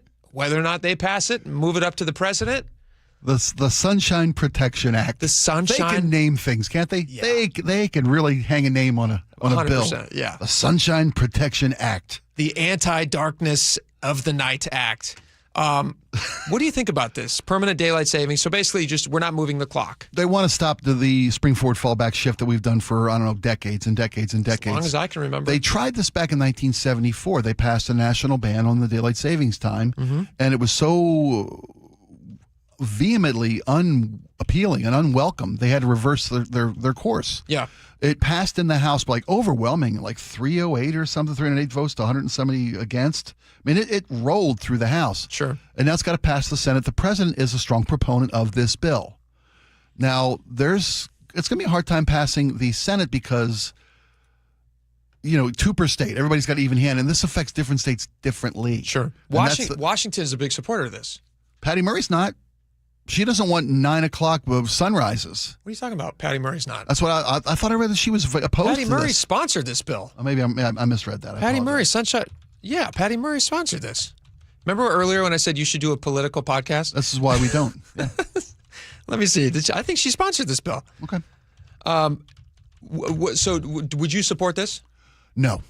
And I'll tell you why. Okay. Because it gives states the chance to opt out. Okay. And to still do daylight savings time on a state-by-state basis. Yeah, Murray is actually calling on Thune. She says, today the House delivered on something Americans across the country actually want, to never have to change their clocks again. Okay. So she supports it. She wants a 9:30 sunrise in Washington in the wintertime. That's what this would Well, this equate would to. yeah, this would do. Yeah, this would be dark, and there are health studies that show circadian rhythms. People start their days. Sounds like you don't want this. I don't want this at all. You like going back and forth? I do like going back and forth. Explain to me why you like because I can never figure it out. I've been doing this my whole life. It just breaks up the monotony of my life. Have you ever lived? Springing forward, falling back is great. Have you ever lived in a time zone with no clock switching?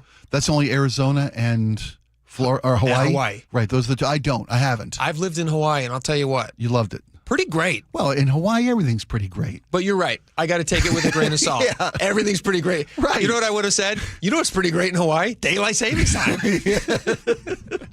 Yeah, you're Fair right. enough. Everything's good in Hawaii. If they can't give states the opportunity to opt in, opt out, then you're not going to have any kind of idea where you're at and what time it is. That's just the recipe for disaster. In 2019, Washington, they are one of 19 states that passed legislation to eliminate the daylight savings back and forth clock switching.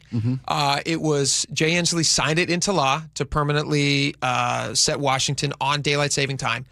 But they couldn't actually do that until the federal government makes a change. So it's basically just like you're loading it up in the hopper, and when the federal government passes it and makes it a federal thing, then it will be legal here. Now that to me, I'm confused by that, because why could a state like Arizona or Hawaii, why could they have no daylight saving time, but Washington is somehow locked into it? Can't we do our own thing? I mean, Washington, the federal government has laws on marijuana that we don't observe here in Washington. Yeah. Which is why we have, you can't accept. They don't accept credit cards?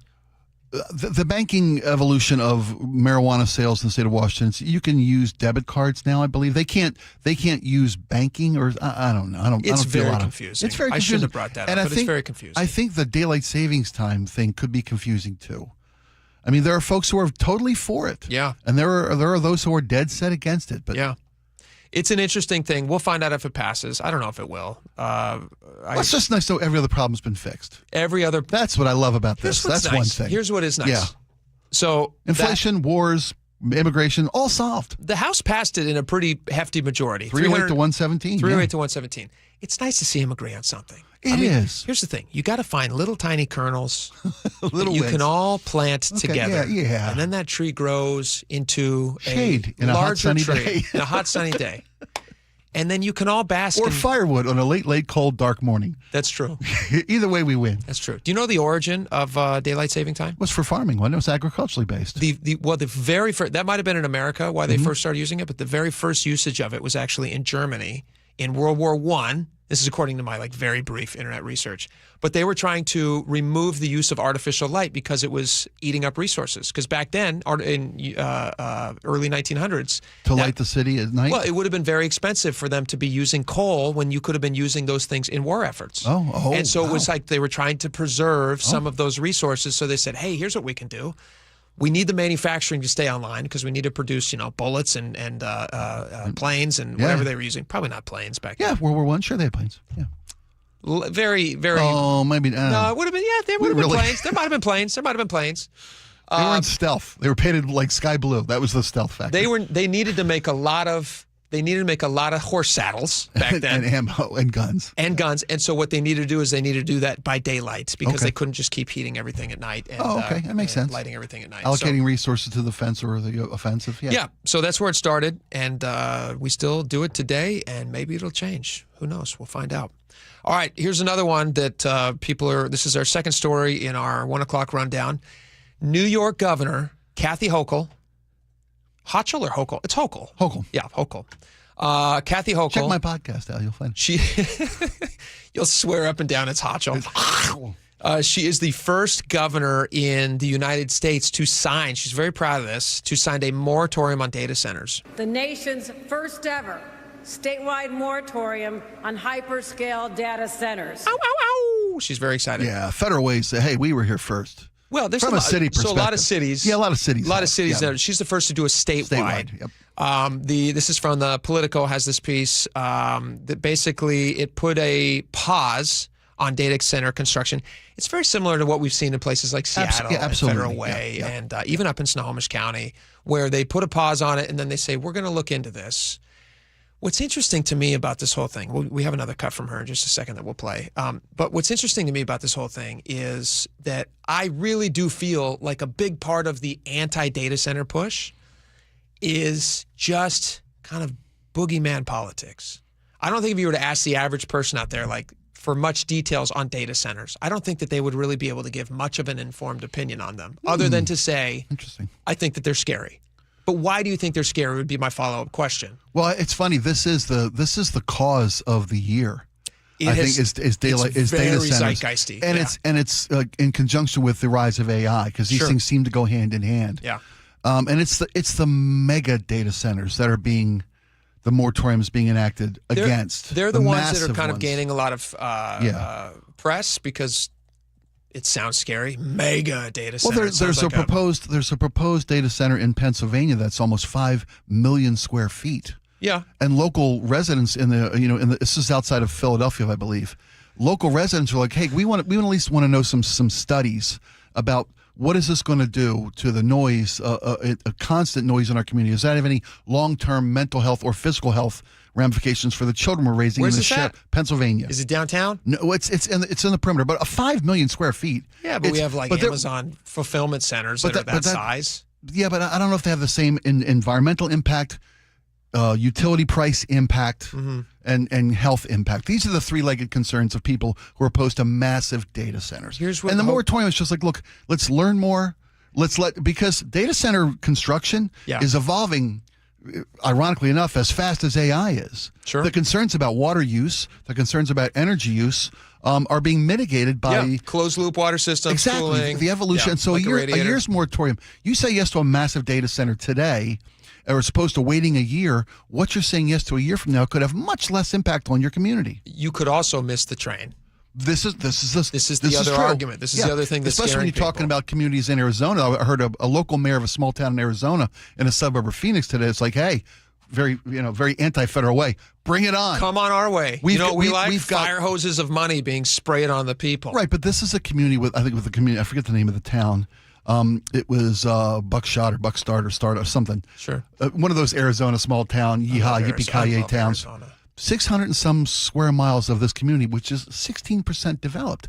They've got the acreage. Yeah. They can do it. Yeah. And they're speaking to how much more efficiently they're being built and managed. And I don't know that city budget, though. How many people did you say is in that town? Oh, it's 16. You said 16,000. No, 16% of their community is developed. Oh, got it. 85%, 84% of the community is wide open desert Mostly spaces. Yeah. Okay. They're the kind of community. So they have like probably very little money coming in by way of taxes. No, this is the and promised this would be land like, for hey, them. what if we gave you an extra $1 billion a year? The problem is that the data centers and the functions that they deliver, the product they deliver, which is everything that you do. Yeah, and oftentimes there's a proximity issue.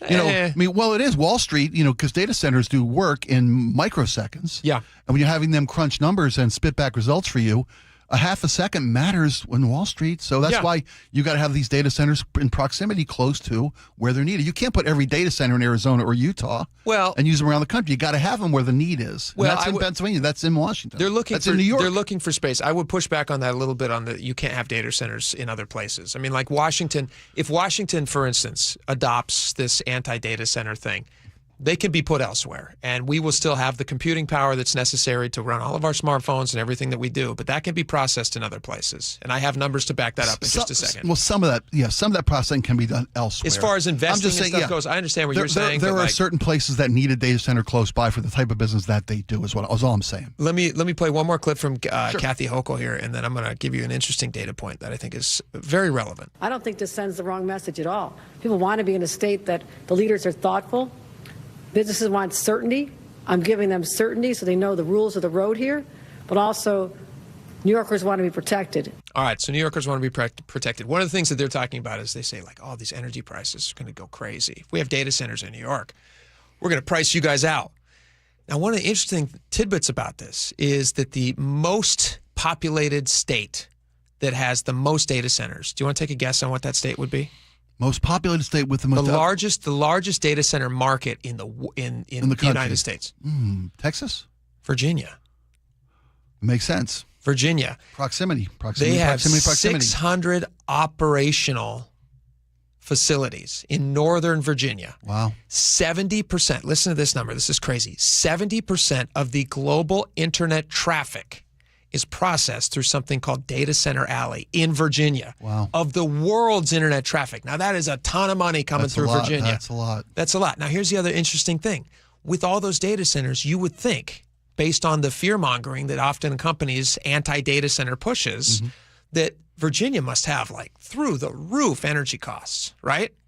Yeah, New York has 1/6 right now. New York has 1/6 of the data centers that Virginia does. And they have double the energy costs. In New York? In New York. Yeah. And so it's not really adding up. Some of the stuff that they're saying is fear-mongering. And here goes to my larger point, and then we'll move on to our last story very quickly. Who would be the biggest beneficiary of America being scared away from building data centers? China. Yeah, it's easy breezy. Easy breezy, beautiful China. And it's obviously that's a CoverGirl reference. Yeah. It's actually for not those even, of us old enough to know it. Yeah, and it's not even a funny thing. That's okay. So China would obviously, and so then the question becomes for all these groups that end up protesting mayor's offices, like Katie Wilson, the DSA was big into that. Sure. For all the different groups in New York that you might see protesting outside of the governor's office, saying do this moratorium. I would be interested to go back and look at where they get some of their funding. And if any of that funding comes from overseas. Interesting, yeah. If China's investing in an on-the-ground movement in America to stop us from investing in data centers. Because it benefits them, yeah. Who did, que bono, or however you say that in Chinese. Yeah. Who does it benefit? You know what I mean? And that's the question that I would ask. It's a good question It's a good question that somebody should ask, and they should get an answer to that. What's our third story? All right, third story. Trump is teasing a big rally. He's having a big old speech tomorrow night. Yeah, national address tomorrow night. Now, he says he's got really big news, and when asked about it, can you give a hint on what it might be? He says, I'd rather save it. It will concern election machines. It's really big news, he says. It's really, really big news, he says. Our country has to shape up what we're going to be talking about Thursday. It doesn't get bigger. Now, imagine that in Trump voice, obviously, and it's going to sound funnier. So he says he's got this big speech. You have now Congress people like AOC who's saying that, networks are by no means required to take this. I think probably, though, they will, because can you name a bigger story in the last 5-6 years that was more talked about than the 2020 election? Well, they won't shut up about it, so that's it's just out of repetition alone. It's getting started. Listen, both sides won't shut up about it, and so like if there's any topic that somebody might be willing to tune in and hear a little bit, if there's updated information on, Will they tune in for something like this? What's your thoughts on this? It's the next season of The Big Lie premieres tomorrow night. Are you going to be watching? No, because I'll get it shoved down my throat in every. I know. I'm not going to shove it no, down no, your no, throat. no. That's not what I meant at all. Yeah. I meant when I know. we don't need a national presidential address on every network anymore these days. We don't need it. Just because it disseminates out to the people via... It'll be cut up, packaged, shipped, spun, wrapped up in a bow. You should do an Instagram Do a post. tweet. Just truth it out. Oh, he does. He will. He will do that as well. Well, that's the thing. The national addresses are an antiquated format for the president to speak to the nation. They're still nobody does a point. They're big. But so is the national news networks. I mean, they have become in their own ways very antiquated. So absolutely. This is their bread and my butter. problem is the president's going to win tomorrow night and say that the 2020 election we finally unearthed evidence 6 years later of He's foreign been saying interference that the whole time, though. Exactly. That's my point. Here we go. Here we go again. Yeah. And I think this is all in service of undermining confidence in our electoral process, where all evidence has shown a lack of evidence that there's really no need for this fear mongering. So don't and look. It's not beneficial to the overall country or the political health of the country or the information sphere. I'm interested. I'm interested. Yeah, like car wrecks too. I'm not rooting for them. I do like to make sure that everything, like locally here, the investigations into whether or not that they are fraudulently spending money for daycare centers and things like that. Oh yeah, of course. Yeah. They've just shut it down, saying like it's not happening here. We're not interested in talking about it. I'm no fan of nothing to see here. I'm not a fan of that. I am. If there is smoke and there's fire, I'm interested. So we'll watch it. We'll see what he has to say. I'm interested. Sure we'll dissect it tomorrow. And or Friday. Yeah. We got your question of the day. When we come back, we got a lot of great responses. Send them. We'll read them. That's coming up next. We'll be right back.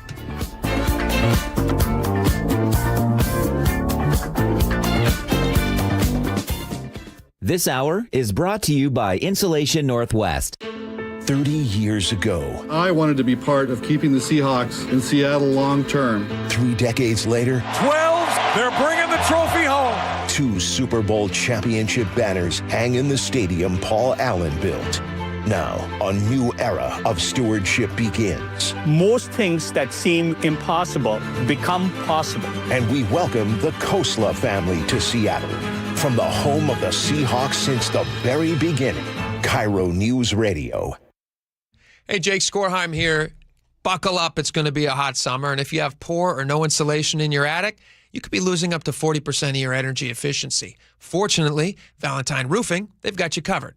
This summer, you can bundle energy-saving attic insulation with a new roof and save 10%. Plus, with no money down on your project, you don't pay until your project's complete. Call 206 Roofing to save 10% when you bundle a new roof and attic insulation. That's 206 Roofing. And remember, when you see that red Valentine van, you know your home is in good hands. Now is your time to get into a new D.R. Horton home by taking advantage of its National Red Tag Sales Event going on right now through Sunday, August 2nd. Stop by any of its participating communities and find select Red Tag homes at incredible pricing. So whether you're buying your first home or looking for an upgrade, you don't want to miss the Red Tag Sales Event going on right now. Discover the D.R. Horton difference at drhorton.com. D.R. Horton, America's builder, an equal housing opportunity builder. Look, I need to be real with you for a second. At Seattle Children's Hospital, 1 in 3 patient families cannot afford the food their kids need to heal. Think about that. A child recovering from surgery, learning to walk again, and the family is struggling to put food, nutritious food, on the table. That's why Safeway and Seahawk, Jackson Smith and Jigba are launching the Food First Project, a multi-year initiative to fight pediatric food insecurity right here in our community. This is not someday maybe talk. This is grocery cards, produce vouchers, and food as medicine programs going directly to families the moment the need is identified. No barriers, no red tape, just help right now. They're funding vitamin D screenings, nutrition support for student athletes, rehabilitation feeding tools, and meals for hundreds of families staying inpatient at the hospital. I love what Safeway and Seattle Children's are doing, making a real difference where it matters most. JSN showing up. Now it's our turn, 12s. Put food first. Learn more at Safeway.com. For 250 years, Americans have believed in one powerful idea, that we are meant to live free. Free to work hard, free to move, free to enjoy life without being held back. But if the natural effects of aging are slowing you down, it might be time to declare your independence from aging. John Curley here. Longevity Medical Clinic has been treating the undesirable effects of aging for nearly 30 years. They have more clinical experience with actual patient care than any longevity practice in the country. I've been a patient for 17 years. Wow, time flies when you got a lot of energy. I don't know where I'd be today without longevity. Longevity Medical Clinic was started so people can get back to living life on their own terms, walking, working, exercising, and enjoying the moments that matter most. This year, as we celebrate 250 years of American independence, take a stand for your own freedom. Get your free health analysis at Longevity Medical Clinic. Find out more at lmclinic.com. Summer is for letting it rip. Swung on and missed, ripped it right by it. 7 scoreless innings. Marvelous Miller again. Summer is for showing out. Swing and a miss. Woo, 6 up and 6 down. Summer is for Mariners baseball. Logan Gilbert, he's knocked down a dozen in a row. So pump your fist, call your favorite Walter, and head to T-Mobile Park because our pitchers are rolling. From George Kirby to Senor Smoke. Up in the attic at 101. Nothing but the express tonight for Andres Munoz. Matilda would be proud. Mariners baseball. Tridents up. The Mariners are back in town this weekend for a West Coast showdown against the San Francisco Giants, including 2000's Fireworks Night this Friday, presented by T-Mobile. Plus, don't miss a 3-game series against the Cincinnati Reds with value games on Monday the 20th and Tuesday the 21st. Get your tickets today at mariners.com. Spike O'Neill here. If your loved one's caregiver is planning a vacation or just needs a break, why not consider Aegis Living Respite Care? A short-term stay that provides 24/7 expert care, Aegis Living amenities, and peace of mind for you and your family. Go to aegisliving.com/spike to schedule a visit today. KIRO News Radio 97.3 FM Northwest News. Now, the latest from KIRO News Radio and mynorthwest.com. At 1:30, good afternoon. I'm Tim Hole. Seattle city leaders heard strong opposition today to future AI data centers as they consider extending the city's one-year moratorium. Nearly every speaker urged the council to keep restrictions in place. Our land, water, and energy resources are finite, and they should be allocated based on our public priorities. Data centers must pay for new renewable energy and all associated grid costs. We should require data centers to pay for new renewable power and associated grid improvements, or we should ban them. Residents deserve a voice in deciding what AI infrastructure is actually needed, and based on community conversations, how much data center capacity should be built out. No vote was taken. The hearing is part of the city's review of the moratorium while staff study potential long-term regulations. The council could extend the moratorium, allow data centers under new rules, or ban them altogether. A national day of protest against AI data centers is planned for this Saturday. Organizers say one of the Washington demonstrations will be in Olympia, where protesters will gather at 1 o'clock downtown. A $20 an hour minimum wage is back on the table in Tacoma. The News Tribune reports the push comes after a proposed initiative, which included a similar hike, stalled in the courts. City leaders are now gathering feedback from businesses and labor groups before drafting a new proposal. Supporters say higher pay would help workers keep up with rising prices. Opponents warn an immediate increase could raise costs and threaten some job training programs. Washington State now on trial against Albertsons over the opioid crisis. Attorney General Nick Brown says Albertsons filled more than 6.5 million red flag prescriptions between 2006 and 2022. Former State Attorney General Rob McKenna says Washington opted out of the $774 million nationwide settlement to go it alone. I wouldn't be surprised if ultimately Albertsons does choose to settle. But then again, they might feel strongly enough about their case that they're going to go all the way to the end and see what the result is in court. Tens of millions of dollars are at stake for the state's drug recovery efforts. The case opened Monday in King County Superior Court and could last into September. Meantime, Washington is getting more than $500,000 as part of a multi-state settlement over the 23andMe data breach. Attorney General Brown says the settlement stems from a 2023 breach that exposed information from more than 220,000 Washington customers. Investigators say 23andMe failed to use adequate security measures to prevent attacks and detect suspicious activity. The company also agreed to a separate class action settlement for affected U.S. consumers. Washington's unemployment rate is holding steady at 5.2% in June for the third month in a row. The Employment Security Department reports the state added 5,400 jobs, led by gains in hospitality, healthcare, and education. Unemployment claims also fell by more than 4,000 compared to May. Closing bell on Wall Street, back-to-back gains in the markets. The Dow up 150, the Nasdaq up 28, the S&P up 62. At 1:33, let's check in with traffic and Nate Connors. Thanks, Tim. Northbound I-5 at Porter Way there in Fife. We just cleared a crash to your right shoulder. Had a couple lanes blocked for a while. That's why you're bumper to bumper at the Puyallup River Bridge, but you're in the clear by the time you reach that curve. Tacoma to Federal Way taking you 25 minutes, about a 15-minute delay. South 5 jams up at State Route 18 to the seam. Here in Seattle, South 5, we're heavy from 80th in the downtown. We're seeing improvements here. We're down to 25 minutes from Linwood. North 5 scattered backups between the West Seattle Bridge and the Ship Canal Bridge, 20 minutes from bridge to bridge. South 405, you're crowded from South Bellevue into Renton, 20 minutes to make this trip. Everett, you're looking good, wide open into Marysville, and Tacoma looks great, taking just 35 minutes. KIRO News Radio, real-time traffic. I'm Nate Connors. Your forecast, sunshine, few clouds, 84 for the high today. Cloudy tonight, 58. Clouds move in again tomorrow with occasional showers and a high of 70. Friday, a few clouds in the morning. Otherwise, the sun returns with a high of 76. Saturday and Sunday right now look partly to mostly sunny with highs in the upper 70s to low 80s. 77 right now in Seattle. I'm Tim Hull, KIRO News Radio.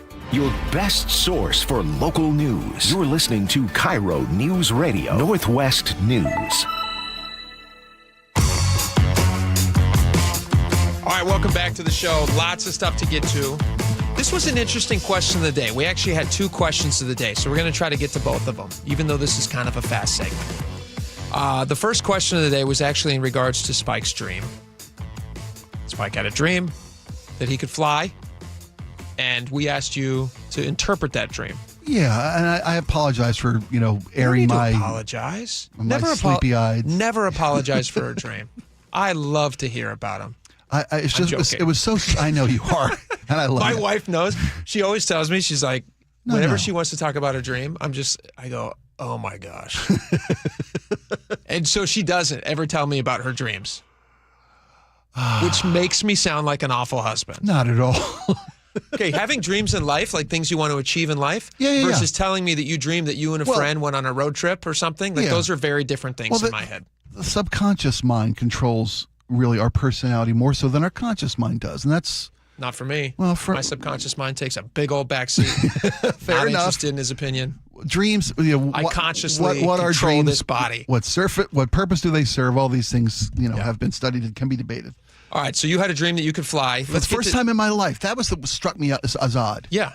I've heard some people say, "Oh, I had this dream where I was flying," and I never understood the significance of it till I actually had it last night, and I've never been so impacted emotionally. Yeah. From when I woke up by a dream. Yeah. That's last night. And you got worried because you said, "What's this mean? I need this interpreted." Well, yeah, I'd like to know if something has happened in my subconscious that allowed me to finally experience this in sleep. The other question that we asked about, the other question for the audience, is we asked if you were purchasing a home for the first time because of these rankings that came out. Like Seattle is, I think, 204th, Tacoma's 190th, and Everett is 125th in the list of 300 cities to buy a home nationally. Yeah. This is the 204th, 190, and 125 rankings for first-time home buyers. What criteria do you look at when deciding where to buy your first home? All right, so let's get to some of Spike's of the day. Go ahead. Why don't you start these off, Spike? Sure. Ben says from Mercer Island, Spike, I've had the exact same dream, and I changed all the light bulbs in my house with great ease. Well, that's amazing. Good joke. Amy in Redmond says maybe it wasn't a dream. Maybe you left your body and really did fly. Do you believe in that, like out-of-body experiences? Somebody could have like a weird thing where they... I try to be open-minded about things we don't really have complete understanding of and open to the possibilities that there's a bigger world out there than we are even able to comprehend. You hear about it on like operating tables? Sure. Somebody will be like, I look down at my body. And it's far too common to just write it off as a one-timer, so maybe there's something to... Some stuff out there. Moondog A says, they say that when you are traveling in your dream represents your spiritual path, so maybe my spiritual path... You're flying. Is taking flight. That's great. Arthur and Kent says, Spike, what if it means that your fly might be open? You should check. I'm good, Arthur. Thanks for asking. Now that we're on video, that's great. Brant in the 360 says, when you're dreaming, look at your hands, and then you'll be able to fly when you can find your hands. These people sound insane to me. Brant, you text a lot, and I like you, but that sounds insane. Okay. 206 says, it sounds unusual that you have not had flying dreams. But I'll tell you what, buddy boy, if you can experience a lucid dream, you can learn how to do that. That's a dream. If you can learn how to do that, that's a dream. I feel like people are just messing with us now. Yeah. Go to 630. You read that one, and let's end on that one. Okay, 360 says, I often have very vivid dreams that I'm able to remember. Like Spike, they are often about being unable to get through a task. Even though it has been more than 10 years since my bartending and waiting tables times, I still have workmares about the job. Oh, my gosh, yeah. I also have experienced flying in a dream. It is an absolutely amazing feeling, and the euphoria can last for hours or even days after. It only happened to me a handful of times, but it is a truly memorable one. Spike, I get it. It's not just you. So I have had what 630 is describing. Do you have any of those, like long-standing nightmares? Absolutely. Repeatedly. The same one that I get to this day, and this is very relatable. My wife has the same one. Other people, I guarantee, have it. I have a dream that I'm in college and I have not completed a paper that's due right now. Yeah. And I just am, what am I going to do? What am I going to do? And then I wake up and I'm like, oh, thank God. That was years ago, And I usually wet my pants. Isn't that horrible? In your dream or in your... No, it's real. Let's do the housing one. Let's do the housing one. That's a joke. I don't usually wet my pants. Let's do these questions on housing. All right. So this is from Chris in Marysville. He says, can we ask people if you were looking for your first house, where would it be? What's the important criteria for you? Yes. Chris in Marysville says, we're actually looking right now, and the prices are ridiculous. We look for affordability first and then space. I don't like being surrounded on all four sides by other homes. And since I'm ex-military, close to a military facility is important to us as well, so that we can just use those benefits that I've earned from my retirement from the U.S. Navy. Chris, thank you for your service, by the way. But homes are going for $550 to $600,000 for a standard 3-bedroom and 2-bath home, with HOAs reaching upwards of $200 to $300. That kind of throws a wrench in the plan, and it's very difficult to find something affordable. I mean, it is shocking the amount of money that you see houses going for these days. Absolutely. The barrier, the threshold of entry is a barrier of entry. Yes. Absolutely. And the costs... It's strange, too, when you live in a state for a long time. Like, I was born here. I was raised here. If God wills, I will end up dying in Washington. I want to spend I love it here. And I remember when homes were, at least as a kid, I thought, affordable in Washington. They did not seem so crazy. Like, my family all came up here from Los Angeles when I was very young, when my mom was, 7 months pregnant with me, to start a new life. It was like the Wild West. Things were affordable up here in a way that they were not down in California. Oh, absolutely. It's why we became such a draw. Yes. Yeah. And now Washington, though, I mean, they have just been chipping away at us, and now it's very expensive. And housing is expensive, and everything surrounding housing is expensive. What are some of the things, like when you were looking for your very first house, what are some of the things that you were trying to check off that list? It's interesting because our first home purchase in this city would have been 1992. Prime Seattle time. Prime Seattle time. I mean, we were, it was the place to be. Grunge. It seems the world had just discovered, or at least America had just discovered Seattle. I came from the East Coast, and all I knew about Seattle was literally, I swear to God, Here Come the Brides. That's what I knew about Seattle. What's that? The TV show? The Seven Brides for Seven Brothers, the Roger Rabbit musical? You're kidding me. No. You're kidding me. Okay. So there was like a TV show, Bobby Sherman. Oh, it's a TV show. I should know that. Here Come the Brides. So there was a musical called Seven Brides for Seven Brothers. I believe it's Rodgers and Hammerstein. It's about Northwest loggers, and there not being any women up here. So these women would be brought in to marry the locals. That's a great premise. And Seven Brides for Seven Brothers was the musical. Here Come the Brides was the TV show. I want to say late 60s, early 70s. If I was a single man looking for a house, proximity to women would be on my list. For us, it was affordability and proximity to my job. We were able to buy on Queen Anne Hill in the early 90s for, I don't even want to tell you what we paid for this house. Yeah. This house, by the way, that same house, which has been updated, we did a lot of upgrades to the house. Sure. We quadrupled our investment when we sold it. That's the trick. Maybe 20 years after we bought it, though, right? It's been almost 20 years. Yeah. No, I'm sorry, 10. Yeah. 10 years after we bought the house, but we quadrupled our money. The problem is you got in at a price that you felt like, hey, there's some sweat equity that we can build up in this house. And now you buy these new houses. The average home price of a new house in Seattle, the median price is like close to $1 million. So there's not a lot of room past $1 million to build up a bunch of equity. Well, the house we bought for just over $200K in 1992. Yeah. is selling for $1.8 million today. Jeez Louise. And it's not like they added another story or... It's just still there. It's the same place. It's location and it's view. This is Irene in Tacoma. She says, the house I bought 30 years ago for less than $80K is now more than $300,000. Things are less expensive than... She's in Tacoma. Things are less expensive than Seattle, but not cheap. Yeah. What do people look for? They look for schools. They look for schools. They look for affordability. They look for amenities close to their home. How close are the grocers? Well, all these things. Yeah. But yards, bottom line, dude. the Yards. That's what I would be yards, looking at. space to raise a family. Space but for your kids to spread out. Price was the overwhelming majority of what the responders told us. It's all price. It's all price. You're totally right. All right. When we come back, we're going to do an in-depth investigation into this. This thing sweeping the nation, which is unfortunately diarrhea. Yeah. Which we have to talk more about. I had Taco Bell 2 days ago. I'll tell you how that's going. Well, also, how safe are my produce items? How safe is my fruit? I've been operating under a false belief that I could rinse off. I have a doctor's orders for you. Actually, It's a big story. We'll tell you about it next. Stick around. KIRO News Radio, the first place you turn for the news you trust. State Senator Jamie Peterson drafted one of the state's most progressive taxes to date, the income tax on millionaires. Engaging conversation. We pay teachers the 4th highest of any state in the country. And your Super Bowl champion Seahawks. The Seahawks, they're bringing it home again. Streaming everywhere on the KIRO News Radio app. Always here, always with you. KIRO News Radio, 97.3 FM. Hey, Spike O'Neill for Integrity Roofing and Construction. The summer is here. Insulation is important. Does your home have adequate insulation?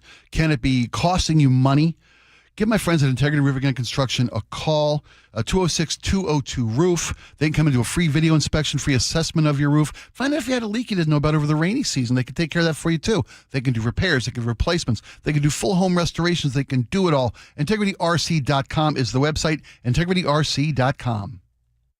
John Curley here. When the AC starts acting up, don't assume you need a whole new system. Home Comfort Alliance, their approach is simple. Repair first, replace only if needed. Their techs diagnose the real problem because a simple fix can often get the cooling back up again and not cost you a full replacement. Need something new? Ask about a heat pump for year-round comfort. That's what we did at the barn. Get real pricing in 60 seconds at homecomfortalliance.com. Call the comfort people. homecomfortalliance.com. It's Jonathan here from DUI Heroes, and I'm here today with a teenager who's just about to get her driver's license, and she's got some questions for me about driving, alcohol, and how to not end up in my office. If I get pulled over and I have been drinking, can I ask for a parent to come and help me? Unfortunately, no. What you can do is ask to speak with an attorney. And you know what? I'm a parent, which means if you call my office, you're going to get me or one of my other associates. And most of us are parents. Most of us know exactly what to do and exactly what to say to make sure that you're protected and we can get you home safe as quickly as possible. So the smart thing to do is simply ask the officer to talk to an attorney as soon as you possibly can. You're already in the situation. Give us a call and let's try not to make it worse. That was a great question. And if you or any of your friends find yourselves this summer in contact with law enforcement, please give us a call at 1-800-DUI-HERO or online at DUIHeroes.com. Hey, it's Jason Rance here again with Greg Nunn from Nunn Better Tax Resolution. Greg, there are some folks getting CP 504 notices. This is not something that should be ignored. You need a professional. When you receive a CP 504 notice, alarm bells need to go off. And as much as you just want to push that envelope aside, because they know it's not going to be good. And it's not a very good notice to get because it means the IRS is really coming down on you hard. Get help right away. Call somebody that knows what they're doing and get some assistance. How have you helped? We help them by understanding exactly where they're at. We interview them, we talk with them, find out. We'd like to know, how did you get here? And then we make a plan whereby we do our level best to help people with this struggle they are having now with their taxes. Judgment-free. Judgment-free. If you're having trouble with the IRS, call Greg Nunn with None Better Tax Resolution. 425-947-1967 or Google NUNN. None Better Tax Resolution. Patrick was way behind on his IRS taxes. I was in way over my head. The total amount ended up being somewhere just over $30,000. $30,000. Then the IRS came to collect. Started getting letter after letter. A lien had been filed against me. They were going to basically hang me completely out to dry. He had to do something. That's when I reached out to Optima Tax Relief. Patrick's life quickly got a lot easier. It was very easy, pretty much hands off. They picked up the ball and ran with it. And how'd it go? I couldn't believe it. I had to ask 2 or 3 times. I saved an incredible amount of money. How does Patrick feel about Optima? Couldn't be happier. They definitely helped me. Optima Tax Relief, the best place to call. They're the best in the business. Do what Patrick did and call Optima Tax Relief for a free consultation. Call 800-343-6460. 800-343-6460. 800-343-6460. Optima Tax Relief.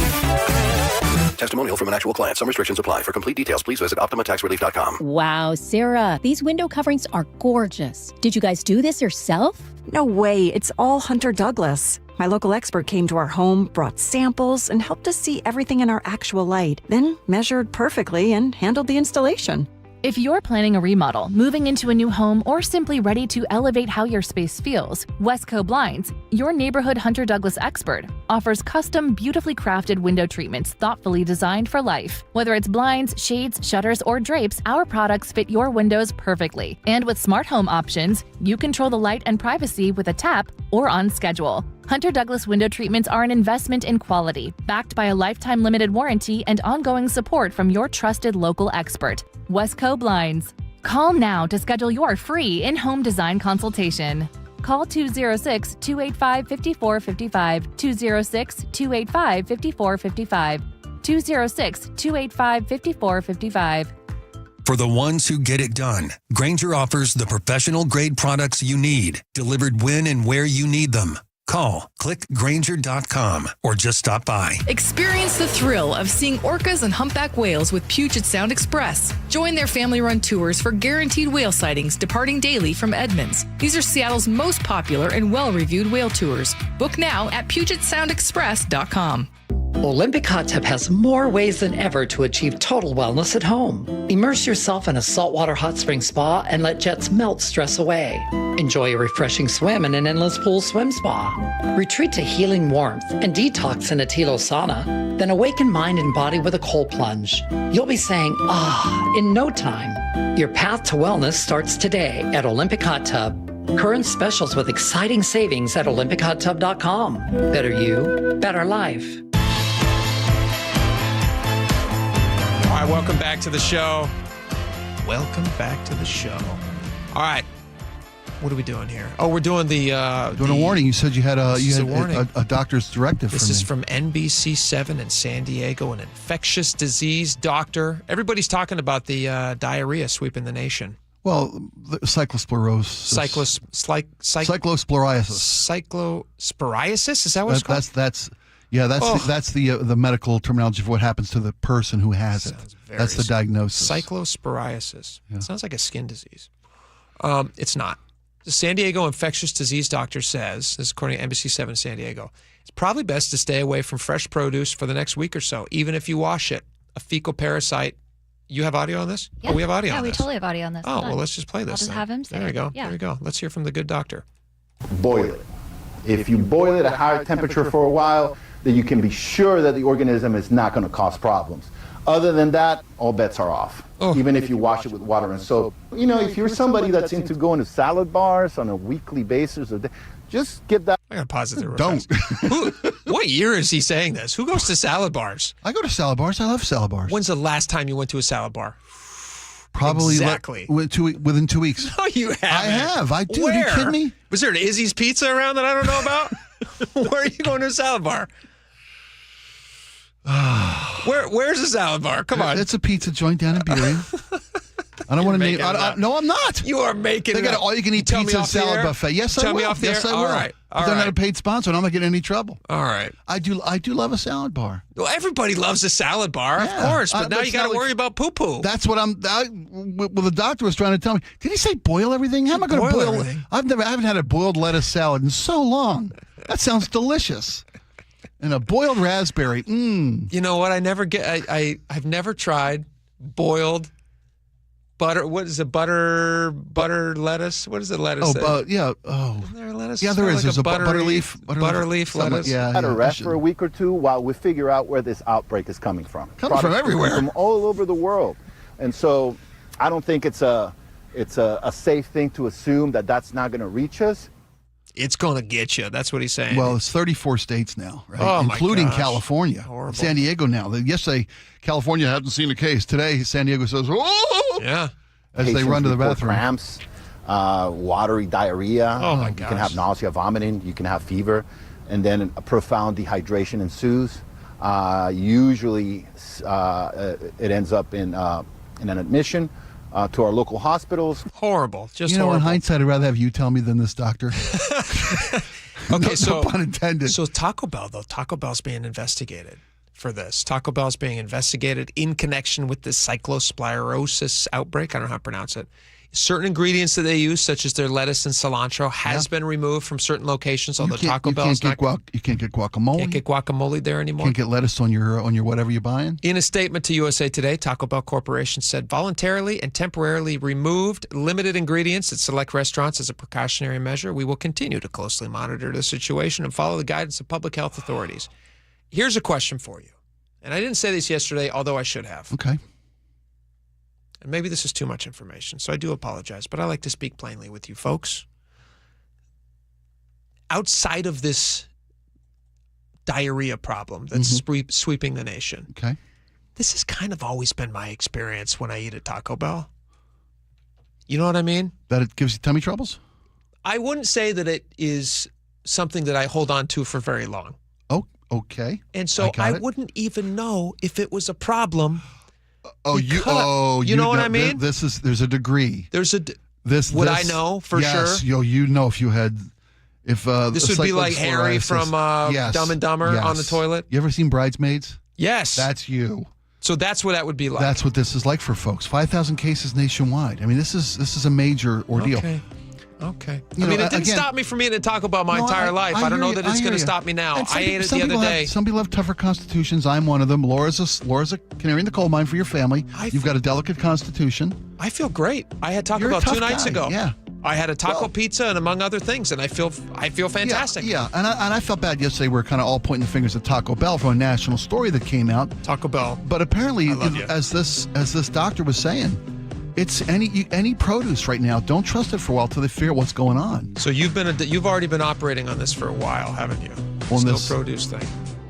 No, I love no. You love produce? I do, but I rinse them in cold water. Yeah, that's. You gotta boil them. I've been told that's enough, but now I don't know anymore. Gotta boil them. All right, we got a lot more coming up. Stick around. We will be right back.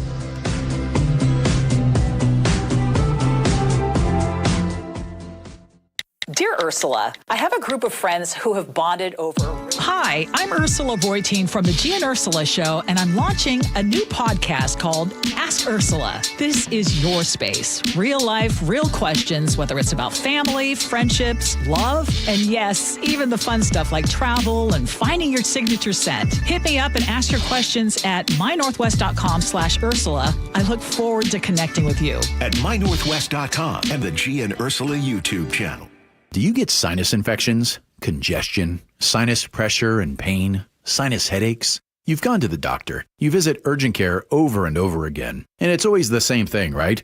Oh, I know. Let's try antibiotics and some nasal sprays. But they just keep coming back. You may suffer with chronic sinus infections. The good news? Relief is possible. How? A minimally invasive procedure called the Sinusoft procedure, available only at the Modern Nose Clinic. Imagine a procedure so delicate there are no narcotics. Less cutting means less bleeding, so no packing, and no operating room. The Sinusoft procedure procedure is designed for the clinic. If you suffer with chronic sinus infections, facial pain, pressure, and congestion, find out if the Sinusoft procedure, available only at the Modern Nose Clinic, is the solution for you. Call and set an appointment today. 206-388-2770. 206-388-2770. That's 206-388-2770. This is the story of the one who keeps multiple buildings running smoothly day after day.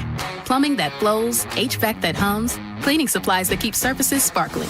That's why she counts on Grainger. With easy reordering online and 24/7 support, Grainger helps her keep the products she needs on hand. So shelves stay stocked and buildings stay ready. Call 1-800-GRAINGER, click Grainger.com, or just stop by. Grainger, for the ones who get it done. Get in the zone, AutoZone. The sounds of summer. They're great until they're not. Luckily, AutoZone has free battery testing and charging Let me check that for you. to help make a rough moment smooth. Don't miss the Celebrate Free event at AutoZone. Free products with select deals until July 27th. And free services every day. Restrictions apply. Get in the zone, AutoZone. This is the story of Julie Guillot. She's a Leukemia and Lymphoma Society advocate and the mother of a child who battled blood cancer. Zach was diagnosed with AML, a deadly leukemia, when he was only 5. While the treatment really attacked the cancer, unfortunately, it also attacked his body. Uncontrollable fevers, terrible nosebleeds, and his skin was burned from the inside out. He died at just 9 years old, really from the treatment that was meant to save him. The Leukemia and Lymphoma Society was founded 70 years ago by parents who also lost their child to cancer. Today, we're pioneering breakthrough treatments for kids with cancer. We are so close to finding better treatments for kids with cancer. So it's too late to save Zach, but working together, we can save thousands of kids just like him. Visit LLS.org and save a child's life. Don't wait, insulate. Last year, American Crawl Space and Pest Services gave over $2 million in insulation rebates from PSE, more than any provider in the state. If your home was built before 1990, you're eligible for recouping up to 95% of insulation replacement costs. Insulate with American Crawl Space and keep your home warm during the winter and cool during the summer. American Crawl, the heroes you call. Your best source for local news. KIRO Newsradio, KIRO FM and HD1, Tacoma, Seattle, Northwest News.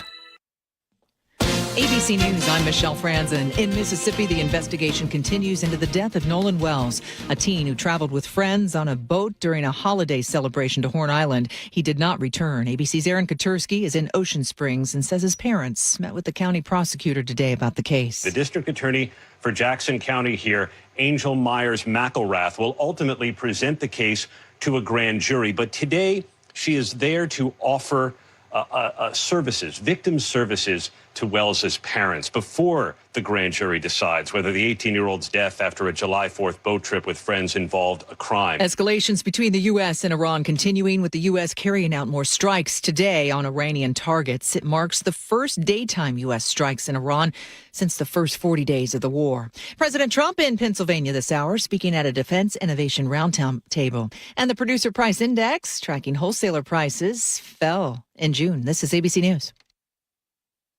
California's Department of Motor Vehicles notifying more than 10,000 drivers they may be required to redo their qualification testing after some answers raise red flags. Thousands of drivers here in California are being told they have to retake their written driving tests because a DMV suspects them of cheating. The DMV sent around 11,000 drivers letters saying their tests showed irregularities. The LA Times reports that the DMV identified patterns in the results of driver knowledge tests indicating that some test takers may have taken part in cheating methods. The DMV won't confirm that or explain more. An unspecified number of those cases have been referred to prosecutors for possible charges, according to the LA Times. Alex Stone, ABC News, Los Angeles. In France, a bill allowing adults with incurable illnesses to receive lethal medication given final approval by the National Assembly. It follows a 3-year effort to finalize the framework and clearing legal, moral, and religious hurdles. Michelle Franzen, ABC News. At 2:02, Washington's top federal judge is out of a job just minutes after being sworn in. More on that story coming up. But first, Nate with a look at traffic. All right, thanks, Tim. Your Seattle Mariners has the update. Linwood to Seattle, just under 25 minutes now. We're all clear until you get into the U District, and then it's slow from there down to I-90. North 5, a brief backup there at the I-90 interchange. You'll clear out a bit, and then another backup from Mercer to the Ship Canal Bridge. Plan on 15 minutes to get through downtown. South 405, we're bumper to bumper through Factoria before things thin out for you. Bellevue to Renton, we're at 25 minutes. North 405 at the Maple Valley Highway, we've got a new collision in the HOV lane. You're backed up to 167.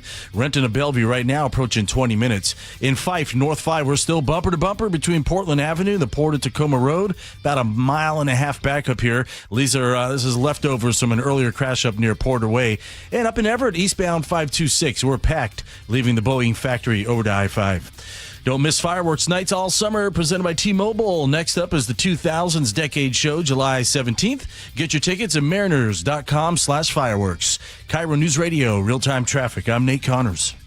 KIRO News Radio, 97.3 FM, Northwest News. Now, the latest from KIRO News Radio and mynorthwest.com. Good afternoon. It's 2:03. I'm Tim Hull. Today, federal judges in the Western District of Washington installed a former King County judge as the region's top federal prosecutor, and his tenure is already over. Roger Rogoff confirms what a source had told the Jason Ranch Show on Seattle Red 770 AM, that he was fired in less than an hour. Sworn in at 7:40 a.m., received the email at 8:34 a.m. After the judges picked Rogoff a couple weeks ago, he says they reached out to the Justice Department to set up a meeting to talk about how he'd carry out the administration's priorities. We never got a call back from them. So given that, it was unsurprising that this ended the way it did. This is the latest turn in a standoff over a rarely tested corner of federal law that lets district judges fill a U.S. attorney vacancy when the president has not sent a nominee to the Senate. Acting U.S. Attorney General Todd Blanche says judges don't pick U.S. attorneys, the president does. Frank Lindsay, KIRO News Radio. Pierce County deputies say a known shoplifter escalated to an armed robbery when he pulled out a large sword. It happened back on July 3rd at a pharmacy near 176th and Meridian in Puyallup South Hill.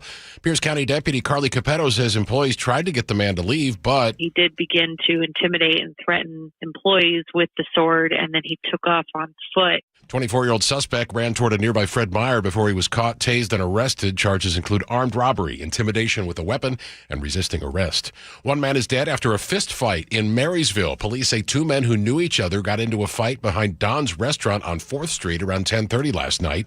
One man stopped breathing during the fight. Bystanders, police, and medics tried to save him, but he died at the scene. Police arrested the other man for first-degree manslaughter. Detectives continue to investigate. The Seattle City Council has voted unanimously to expand the city's utility discount program. Right now, a person must earn less than $48,000 to qualify. Under the expansion, that can be up to $66,000. Sponsor Dan Strauss says this could save some families more than $1,000 a year. This is about making life more affordable for working families fast. The change will open up the program to 31,000 new households and will take effect January 1st, 2027. Investigators working to determine the cause of a 3-alarm warehouse fire in South Seattle early this morning. Blaze reported around 1 a.m. near 7th Avenue South, just north of Boeing Field. My buddy woke me up like, hey, look to your left. There's a big fire. Like, what are you talking about? He's like, just look to your left. I look over and the flames were like already as tall as that semi-truck trailer right there. And I was like, whoa. He talked with KIRO 7 TV. The flames spread to 2 tractor trailers parked next to the warehouse. At one point, firefighters took a defensive position because of large plastic and metal barrels near the building. No injuries reported. World Cup update. Argentina with 2 late goals, the 85th minute, and an extra time has just beaten England 2-1 to earn a date with Spain in Sunday's World Cup final. Your forecast: sunshine this afternoon, 84 for the high. Overcast tonight, 58. Then occasional showers Thursday with a high of 70. Friday looks partly sunny after morning clouds and a high of 76. Weekend, partly to mostly sunny. Highs upper 70s to low 80s. 79 right now in Seattle. I'm Tim Hull, KIRO News Radio. Your best source for local news, serving Western Washington and the world with a KIRO News Radio app. Always streaming live on your smart speakers. You're listening to KIRO News Radio, Northwest News. And now, it's time for the Jake and Spike Show on KIRO News Radio. with your hosts, Jake Skorheim and Spike O'Neill. Welcome back to the show. 2 hours down, 1 hour to go. Lots of great stuff to get to. Our text line is so funny. We have so many great people who text in. I got this text just a little while ago from Matthew in Tacoma. Just last segment, we were talking about, I ate a Taco Bell recently. And the story sweeping the nation about this diarrhea scare, the cyclosporiasis. Cyclosporiasis. Spreading around the country, and Taco Bell's pulled some of their items from their menu that may be related to it, but may not. They're not sure yet. And I said that one of the items I'd eaten there recently was a taco pizza. And Matthew in Tacoma says, anybody who eats a taco pizza at Taco Bell probably deserves it, which I found to be very funny. And he's correct, even though they're delicious. So thank you, Matthew, for all the text messages. All right, we have a lot of stuff to get to. A little bit ago, we played audio of, I had never heard this lady speak. She's running for Senate in Michigan. From Michigan. She's running for U.S. Senate. Remember, as I messed that up last time. From Michigan. She's from Michigan. She's from Michigan. She's a member of the House of Representatives representing Michigan. Yes. And she seeks the U.S. Senate seat representing Michigan. Okay. I had never heard her talk before, but she sounds like this. This was at a recent campaign event, and somebody has now pulled up audio of her in the last few years because she's been in the public eye for quite a while now. She's a local state rep there. Mm-hmm. And they said, does she sound a little different than she used to sound? So I'm going to have you make a judgment on this. Okay. You are Spike's judge in court. Spike's court. Oh, I like this. Okay. Spike's court. Is she faking an accent? Spike's court. He's going to decide. I don't want to sway the jury, but let me write down what I think, and then I'm going to see if your judgment and mine are the same. I'm writing it down. She's a Democrat? She's a Democrat. I can tell you what you're writing right now. You don't have to hear it at all. All right. Let's hear it. We're doing a I'm going to deliver this envelope to you, Spike. Are you giving me the recent? I'm going to give you I'm going to give you the recent one, and then the older one. And I'm going to give you the older one, and this is in a sealed envelope. This is for you. Okay. It's in the camera frame, so everybody can see. Crazy. There it is. Oh. All right. This is Haley Stevens. She's running for Senate. She's from Michigan, and she said this is a recent campaign stop. I am going to be working on our behalf. I am going to be telling the stories on our behalf. And you better believe I'm going to be doing it with a little bit of joy, a little bit of enthusiasm, a little bit of energy, and a little bit of stick it to them. Yeah. Because that's the Michigan way. A little bit of stick it to them. That's the way. It's the Michigan way. So people have been asking, like, has she always sounded like this? This was her back in 2018. This is a campaign ad for 2018. This is Haley Stevens. And this is Spike's court. You're going to make a decision, a determination whether or not she's a fraud based on her voice. I'm Haley Stevens, and I was chief of staff to President Obama's auto rescue. We saved over 200,000 jobs and strengthened Michigan's advanced manufacturing economy. Okay, I present to you evidence number 2. This is Haley Stevens on the House floor in 2020. The servitude, sharing in the profession with those who have not come before you. Similar times of trying medical need, wars and flus past. You will see darkness, you will be pushed, and she's a passionate lady. Our society needs you to stand together at this time. Our country loves you. To our doctors and our nurses, I wear these latex The gentle lady's time has expired. Gentle lady? Gentleman from Maryland. Oh, that's the term. I'm sorry. So again, I asked you, this is her just the other day. Yeah. And you better believe I'm going to be doing it with a little bit of joy, a little bit of enthusiasm, a little bit of energy, and a little bit of stick it to them. The only thing she could have added on was if she said something like anything where she would have said razzle dazzle, I would have really liked. So in Spike's court, do you think she's faking it? No. Is there an affectation that she's adding? Yes. Is she faking it? No. That's your judgment? Yeah, she's not faking it. She's. What did I say? She's what did I say? Come on. Not faking it. Not Look faking at you. it. I don't think she's faking it. You're a good man. I'm a man. Good man. And I owe you an apology. I assumed you would look at this through a biased jaundiced eye, if you will, but not would. Jake Skorheim. Never would. He kept it 100, my friend. I keep it 100. And she's I don't a care that passionate she's lady. got crazy You know, politics. I here's don't the care thing. that she believes crazy things. I No, don't think she's faking it. Well, the question isn't are her views sound? Yeah. Is her judgment solid? That's not the issue. Is she she strapping faking on she's strapping on a fake accent? It's funny because when I first heard her, I thought she sounded like she was raised in the Upper Peninsula of Michigan. It's not the case. She comes from the Detroit suburbs. Okay, I think she was speaking to a group of people, and she may have been kind of dialecting it up a little bit for the audience to which she was speaking there in Michigan. She may have been campaigning in a section of Michigan that talked a little more like this, but she's a passionate woman. She speaks. But she comes by it naturally. I don't want to exactly. have to back up off of exactly. your decision. Exactly. When I go home to Maryland, okay? Yeah. If I go home to see my boys in Maryland, go down the shore, get some crabs. Next thing you know, I'm talking like this. You know what I'm saying? Sure. I'm going down the ocean. We're going to have some horseshoe crabs. It's going to be great. It's going to be phenomenal. There you go. Drink some Natty Boh. Go watch the Orioles depart. You know what I'm saying? We're going to have some water, 2 R's in water. That's how you say it in Balmer. John will show you the same thing. John goes home to Philadelphia. When for you more and of a John week. start talking, you guys we often totally fall into your affectation. Totally get into the mid-Atlantic dialect there, my friend. And the rest of us just kind of go, geez, Oh, my Louise, I wish God. these guys would Did just... they go to school at all? Did they not have English composition books? Yeah, I don't think she's faking it. No, she's not faking it. I think what's happening is she's letting her hair down. She's passionate. Yeah, she's letting it out. Rolling her sleeves up. She's rolling her sleeves Working up. the bag. She's got the razzle-dazzle. And you better believe I'm going to be doing it with a little bit of joy, a little bit of enthusiasm, a little bit of energy, and a little bit of stick it to her. She's going to win. He's going to win. So, yes. Do I think her ideas are good? No. Do I think she's faking her accent? No, I don't. Yeah, I think I think she feels like a legit person. Yeah. So good for her. I think she's authentic. All right. She scares the crap out of me. This is not authentic. Let me get to this story. This is not authentic. Yeah, there you go. Good Bob call. Ferguson. Nice segue. Yeah. Bob Ferguson. Is that even your real name? Bob? It's probably Robert, actually, now I think about it. I don't know. Jared Ferguson. Funny name. The no on the initiative to repeal the income tax campaign is in full swing, and Ferguson was there in front of a bunch of people who were all holding obviously handout signs because they're all the exact same signs. Yeah.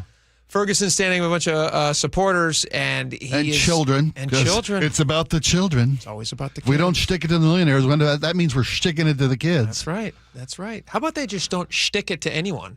That's How about an idea. you just pay for the education that we're already paying for, and you also don't try to steal more money from the people who are already paying the most for all of the services that you rely on. And don't tell us that you're going to stop funding education in 3 years if you don't collect the money that's an emergency right now. None of that makes sense to me. But here's Ferguson They talking may not about have hoses for the firemen. Who knows? I mean, you know. Look, Washingtonians are going to be facing an important choice in November regarding the future of the millionaire's tax. It's essentially... Where's he from? He's got a little thing. Where's he from? It's not Michigan. Can you look up where Bob Ferguson's from? He's got a little bit of a accent that I'm just picking up a slight thing. Choice between moving our state forward by making life more affordable for Washingtonians and giving 138,000 business owners a tax break, or going backwards, rolling back tax breaks for small businesses and seeing costs go up for Washingtonians. It's a choice between investing in our kids' education, and it's great to see some kids here today, by the way. It's a choice between investing in our kids' education and childcare access and affordability, or going backwards with cuts to education and limiting access to childcare. In short, it's a choice between the future and the past. And by the way, the cuts he's talking about are the cuts to the proposed increases that he wants to do with the new money that he would get. Right. The budget they've allotted for education in the future, 3 years from now, depends upon the revenue generated from this millionaire's tax. And we don't tax the millionaires. We don't get the We're money. not going to have that additional funding we're cut counting the money on. that we haven't spent yet. for kids. Where's he from? He's from Seattle. No, he's not. That's what it says in his bio. Is he really? Yes, he's multiple generations. His grandparents his great grandparents homesteaded on the Skagit River back in the 19th century. So he's from Seattle. Yeah, he went to Bishop Blanchett High School. He went to private schools. Where I sent my kid. Yeah, a lot of this makes sense. Student body president, a born leader. The leader thing I would not say is a born thing. Absolutely. I don't think the guy has a ton of leadership skills. He is a good lawyer, probably, which is his background. NYU School of Law, you bet, yeah. It seems a shame that he finds himself in a position where he has to speak in public because I don't think he has a natural talent for it. But it doesn't mean that he's not out there in front of the camera all the time. He talked about some of the he talked about taxes. A reporter said, "Hey, does this mean that you're going to promise that you're not going to raise any taxes?" You promised to veto any any new taxes. I mean, that's a pretty direct question, pretty easy thing to answer. They want to know. Are you committing to veto additional revenue in the upcoming legislative session? Yeah, well, I appreciate you're asking what I would do about 8 months from now or whatever it is. What I'm focused on is proposing budget that I propose. That's what I control. That's what I do. That's what I'm focused on. So I'm going to, if I can just finish. I heard the question. If I can finish, if that's all right. Let me say something. You're the governor of a state, talking about the leadership stuff. If you find yourself in a position where a reporter asks you a question and you have to fight for time in your own answer, can I finish? Can I finish? Can I finish? Oh, yeah. You've lost it. All the guy asked was, can you say that you're not going to sign any bills that would raise new taxes? Simple question. And the answer is very simple. He could just say, no new taxes. Many people have said that. Whether they mean it or not. True. Well, so let me ask you this. Would you rather he just say, sure, I'll tell you right now, I will veto any new proposed taxes in this state? You can't hold him to it. It's not going to matter. He promised during the campaign. I don't want to encourage him to be a liar. Well, that's what.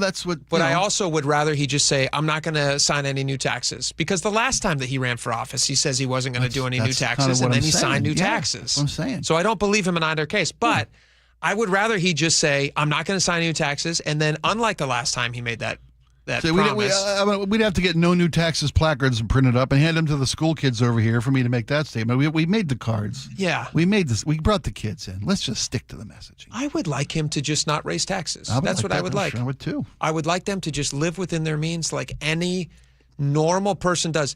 There is this just this false narrative that governments cannot live within their means, and I don't think that that's a good one. It's an excuse for a blank check, and then they can do whatever they want, and they can spend as much money as they want. The problem is they don't make any money. You make money, and I make money, and they take our money, and then they spend it on stupid stuff. And I think that's a real problem. So for him to not say that he's willing to say no new taxes tells you everything you need to know about the guy. What I'm going to do is propose a budget that does not raise taxes. I'm having meetings with legislators where I'm being very clear about what my expectation is for taxes this coming session, because there has been a lot of taxes, billions of dollars in taxes raised in the past couple of years. So that's going to be something that's going to be important to me, that I'm communicating directly to legislators rather than here in a press conference. Legislative session hasn't even started yet. Happy to take those questions once we get going legislative session. All right, so let's tax that bridge when we come to it. Yeah.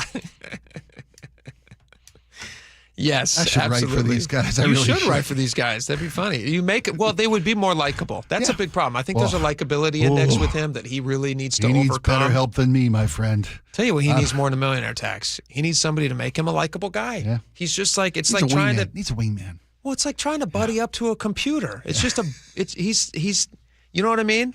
Yes. No, it's exactly what it is. He's just a straight up boring guy. Yeah, he's not. I'm not trying to insult him personally. I'm just saying that he's not charismatic. He's not dynamic. There's no charisma there. Absolutely. Or charisma. There's no charisma and there's no charisma.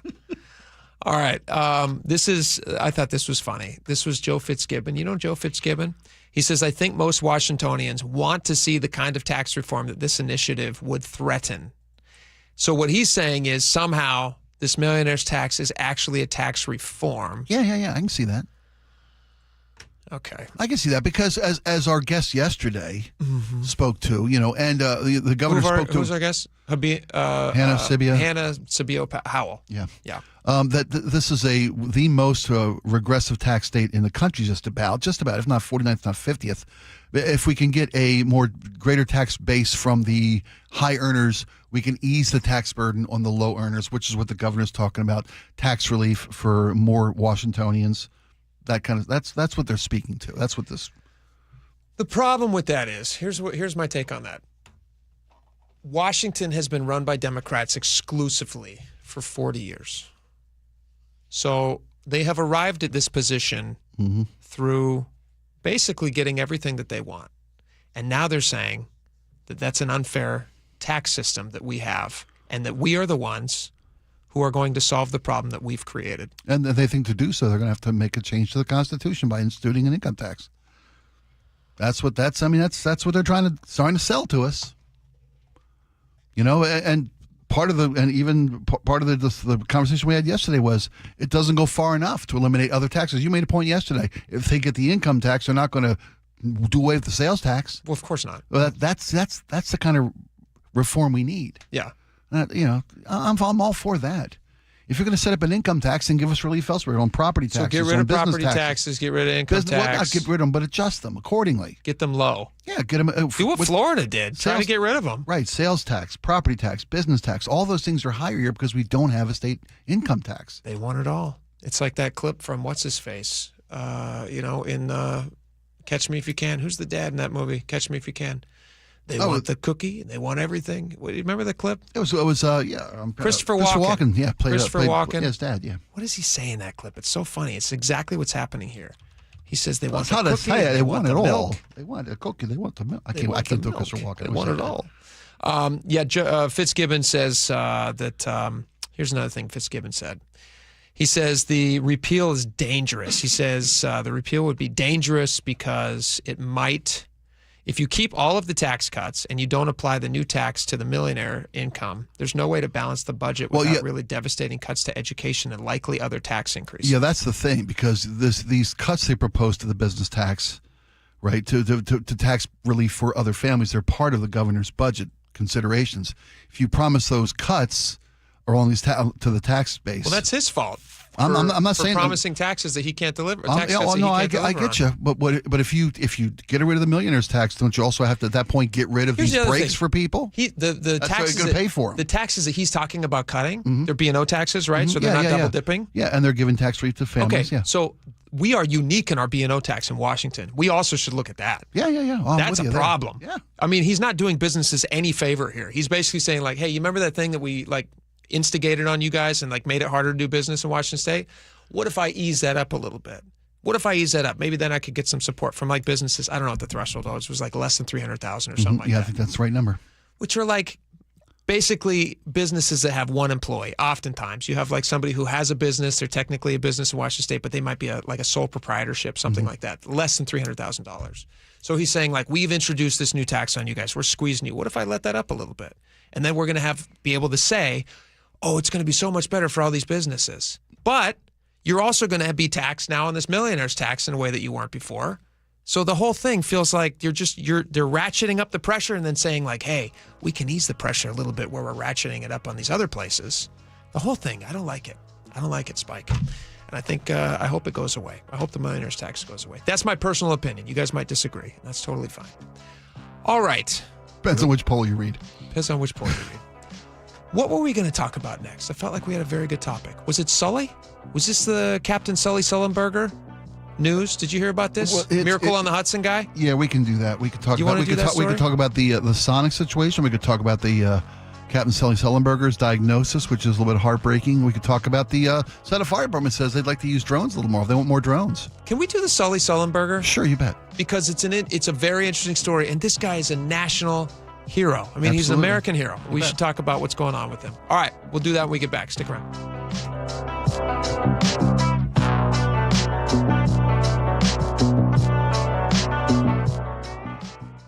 This hour is brought to you by Davis Law Group. 30 years ago, I wanted to be part of keeping the Seahawks in Seattle long term. 3 decades later, 12, they're bringing the trophy home. 2 Super Bowl championship banners hang in the stadium Paul Allen built. Now, a new era of stewardship begins. Most things that seem impossible become possible. And we welcome the Kosla family to Seattle. From the home of the Seahawks since the very beginning, KIRO News Radio. Progressive's Home Quote Explorer helps you easily find and buy the right coverage for you. It's everything you've always wanted. Well, I mean, as far as a website that lets you shop, quote, and buy insurance in one place. But hey, maybe that is everything you've always wanted. Yeah, people have different types of dreams. And if all you've ever been searching for is a website that helps you choose home insurance rates and coverage, boy, do we have great news about Progressive's Home Quote Explorer. Progressive Casualty Insurance Company, affiliates, and third-party insurers. Comparison rates not available in all states or situations. Prices vary based on how you buy. This is the story of the one who keeps multiple buildings running smoothly day after day. Plumbing that flows, HVAC that hums, cleaning supplies that keep surfaces sparkling. That's why she counts on Grainger. With easy reordering online and 24/7 support, Grainger helps her keep the products she needs on hand. So shelves stay stocked and buildings stay ready. Call 1-800-GRANGER, click Grainger.com, or just stop by. Grainger, for the ones who get it done. This is Justin Shirley, CEO of State Roofing and Exteriors. Our summertime savings event means 0 down, 0 payments, and 0 interest for up to 24 months, backed by our unbeatable warranties. Call 866-ROOF-ROOF or visit stateroofing.com today. It's Jonathan here from DUI Heroes, and I'm here today with a teenager who's just about to get her driver's license, and she's got some questions for me about driving, alcohol, and how to not end up in my office. Is it okay for teens to drink, even if they don't get drunk and drive? So in this state, the legal drinking age is 21. It's never a good idea for anybody under the age of 21 to be consuming alcohol in any circumstance. But it's even more dangerous if then you make the decision to get behind the wheel. And most people don't know that when it comes to DUIs, everybody thinks the limit is 0.08, but not if you're under 21. If you're under 21, the limit is 0.02, which means you could find yourself at 0.02, 0.03 with a DUI sitting in my office when you're not drunk, but because you drank before you were able to. That was a great question. And if you or any of your friends find yourselves this summer in contact with law enforcement, please give us a call at 1-800-DUI-HERO or online at DUIHeroes.com. Patrick was way behind on his IRS taxes. I was in way over my head. The total amount ended up being somewhere just over $30,000. $30,000. Then the IRS came to collect. Started getting letter after letter. A lien had been filed against me. They were going to basically hang me completely out to dry. He had to do something. That's when I reached out to Optima Tax Relief. Patrick's life quickly got a lot easier. It was very easy, pretty much hands off, They picked up the ball and ran with it. And how'd it go? I couldn't believe it. I had to ask 2 or 3 times. I saved an incredible amount of money. How does Patrick feel about Optima? Couldn't be happier. They definitely helped me. Optima Tax Relief, the best place to call. They're the best in the business. Do what Patrick did and call Optima Tax Relief for a free consultation. Call 800-343-6460. 800-343-6460. 800-343-6460. Optima Tax Relief. Testimonial from an actual client. Some restrictions apply. For complete details, please visit OptimaTaxRelief.com. Be advised, this is your opportunity to save up to 40 to 80% on a hot tub or swim spa. This weekend only, Friday through Sunday, Angel of the Winds Arena, Everett.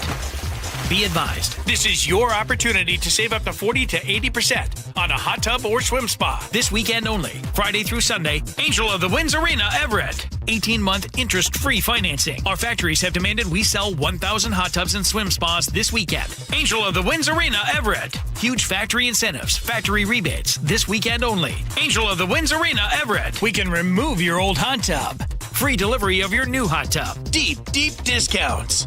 Angel of the Winds Arena, Everett. Free delivery of your new hot tub. Just relax and enjoy. Angel of the Winds Arena, Everett. Friday, 2 p.m. to 8 p.m. Saturday, 10 a.m. to 8 p.m. Sunday, 10 a.m. to 6 p.m. Free admission. Free delivery. Angel of the Winds Arena, Everett. Call 833-SPA-SALE or visit hottubandSwimSpaSale.com. John Curley here. When the AC starts acting up, don't assume you need a whole new system. Home Comfort Alliance, their approach is simple. Repair first, replace only if needed. Their techs diagnose the real problem because a simple fix can often get the cooling back up again and not cost you a full replacement. Need something new? Ask about a heat pump for year-round comfort. That's what we did at the barn. Get real pricing in 60 seconds at HomeComfortAlliance.com. Call the comfort people. HomeComfortAlliance.com. Our local tax expert and advocate, Greg Nunn, understands the pressure that comes from owing money to the IRS. Don't let that pressure build. Call None Better Tax Resolution. From stress to success with IRS Solutions. Google NUNN. None Better Tax Resolution. Advanced Hair Restoration, the simple one-day hair loss solution that's guaranteed to regrow your own natural hair. AdvancedHair.com. AdvancedHair.com. KIRO News Radio 97.3 FM, Northwest News. Now, the latest from KIRO News Radio and mynorthwest.com. Good afternoon at 2:30. I'm Tim Hole. Transit safety remains a major focus for King County Metro. Today, council members will receive an update on Metro Transit Safety Planning and Regional Transit Safety Task Force.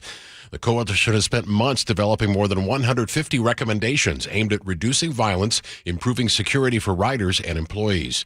This follows a string of assaults on bus operators, including the fatal stabbing of a driver in 2024. Speaker after speaker at a Seattle City Council hearing today backed the city's temporary moratorium on data centers. New data centers built in South Seattle and Tukwila will expose our neighbors to heat islands and an increased air, water, noise, and light pollution, causing significant risk to their health. Ultimately, I feel the only way we can protect our communities and meet our state's climate goals is to ban data centers entirely. During this work plan process, we should be open to the possibility that large data centers simply aren't aligned with our climate goals and don't have community benefits that outweigh their enormous resource use. No decision came out of the meeting, the hearing part of the city's work on what comes after the current one-year moratorium. A nationwide protest over AI data centers is set for Saturday. One of the local events is in downtown Olympia at 1 o'clock. Demonstrators say they'll rally to oppose new data center development and related tax incentives. Flags are flying at half-staff across Washington state today to honor Senator Lindsey Graham, who died this past Saturday. Governor Bob Ferguson declaring all state agency facilities to lower flags immediately in line with the presidential proclamation. They'll stay lowered until Saturday evening. Washington employers added an estimated 5,400 jobs in June, but the state's unemployment rate remained unchanged at 5.2%. Job growth strongest in restaurants, hotels, healthcare, and education, while manufacturing and business services posted losses. The national jobless rate dipped to 4.2%.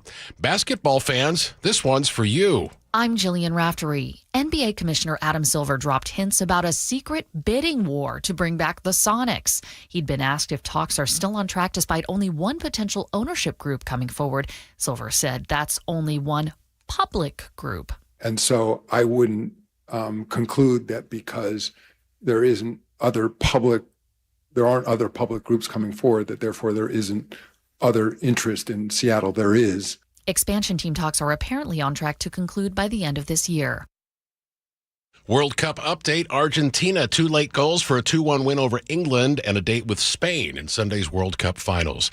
2:33 now. Time to check KIRO News Radio traffic with Nate Connors. All righty, Renton, we cleared that collision north 405 at the Maple Valley Highway, but it is still backed up into South Center. In fact, as you come off I-5, it's on your left shoulder, so drivers are slowing down to check it out. South Center to Bellevue is going to take you 35 minutes, a 15-minute delay. Coming the other way, Bellevue to South Center, a half hour. It's bumper to bumper from Southeast 8th to Cold Creek Parkway, and then you'll start to thin out. Another brief backup forming in South Center. South 5 heading into Seattle. We're slow from Lake City Way to I-90, just under a 25-minute commute from Linwood. North 5, we've got scattered backups now starting at the Michigan Curve to the Ship Canal Bridge. 25 minutes to clear this. Our Lake Bridges are looking great. Seattle to Federal Way is approaching 40 minutes. Your typical backup starting at Interurban Avenue. And Renton to Puyallup on the Valley Freeway, a 40-minute commute, pretty thick south of State Route 18. KIRO News Radio real-time traffic. I'm Nate Connors. Your Wednesday forecast, plenty of sunshine with a few clouds today, and 84 is the expected high. We're almost there. Cloudy and 58 tonight. Tomorrow, cloudy with occasional showers, cools down to 70. Sunshine returns after a few clouds on Friday and 76. Seattle right now, 79. I'm Tim Hull, KIRO News Radio. Your best source for local news. You're listening to KIRO News Radio, Northwest News. All right, welcome back to the show. This was sad news when I saw this. Captain Chelsea, did you know his name was Chelsea? Chesley Sully Sullenberger. He's obviously super famous pilot, probably one of the best known aviators in American history now. Yeah, given the news coverage of his amazing Miracle on the Hudson feat that happened back in 2009. In 2009, he was taking off. Was it from LaGuardia or JFK? I don't know the answer to that question. It was LaGuardia. LaGuardia. Okay. They wanted to turn back to LaGuardia after the bird strike. From LaGuardia. A bunch of Canadian geese get in his way. Yep. Canadians. Both engines have a malfunction, and he ends up having to land this jetliner with like more than 100 people on board on the Hudson. And there's this is in the early days of like phones in your pocket, capture stuff. This is 2009. I think the iPhone came out, 2007? So like it's around, but A lot of people capture this, and you can see a plane landing.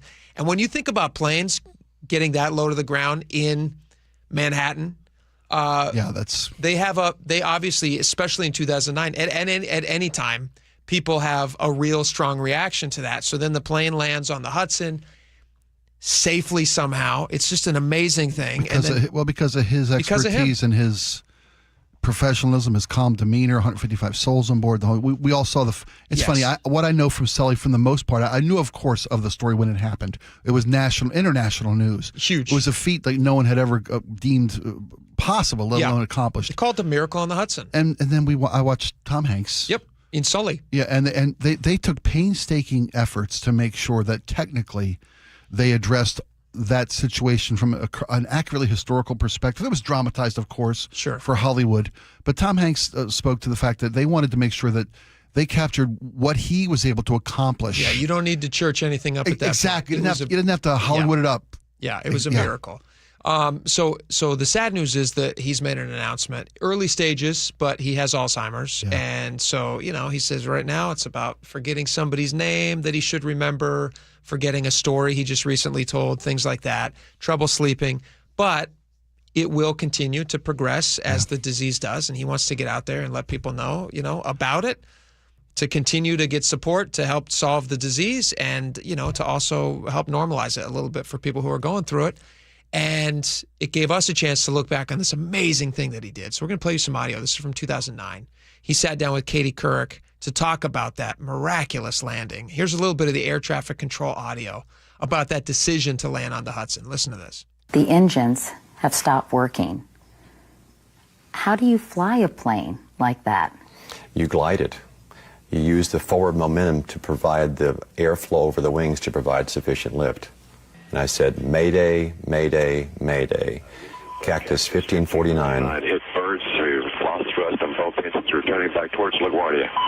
Okay, you need to return to LaGuardia. Turn left heading up 220. 220. Tower, stop your departures. Got emergency returning.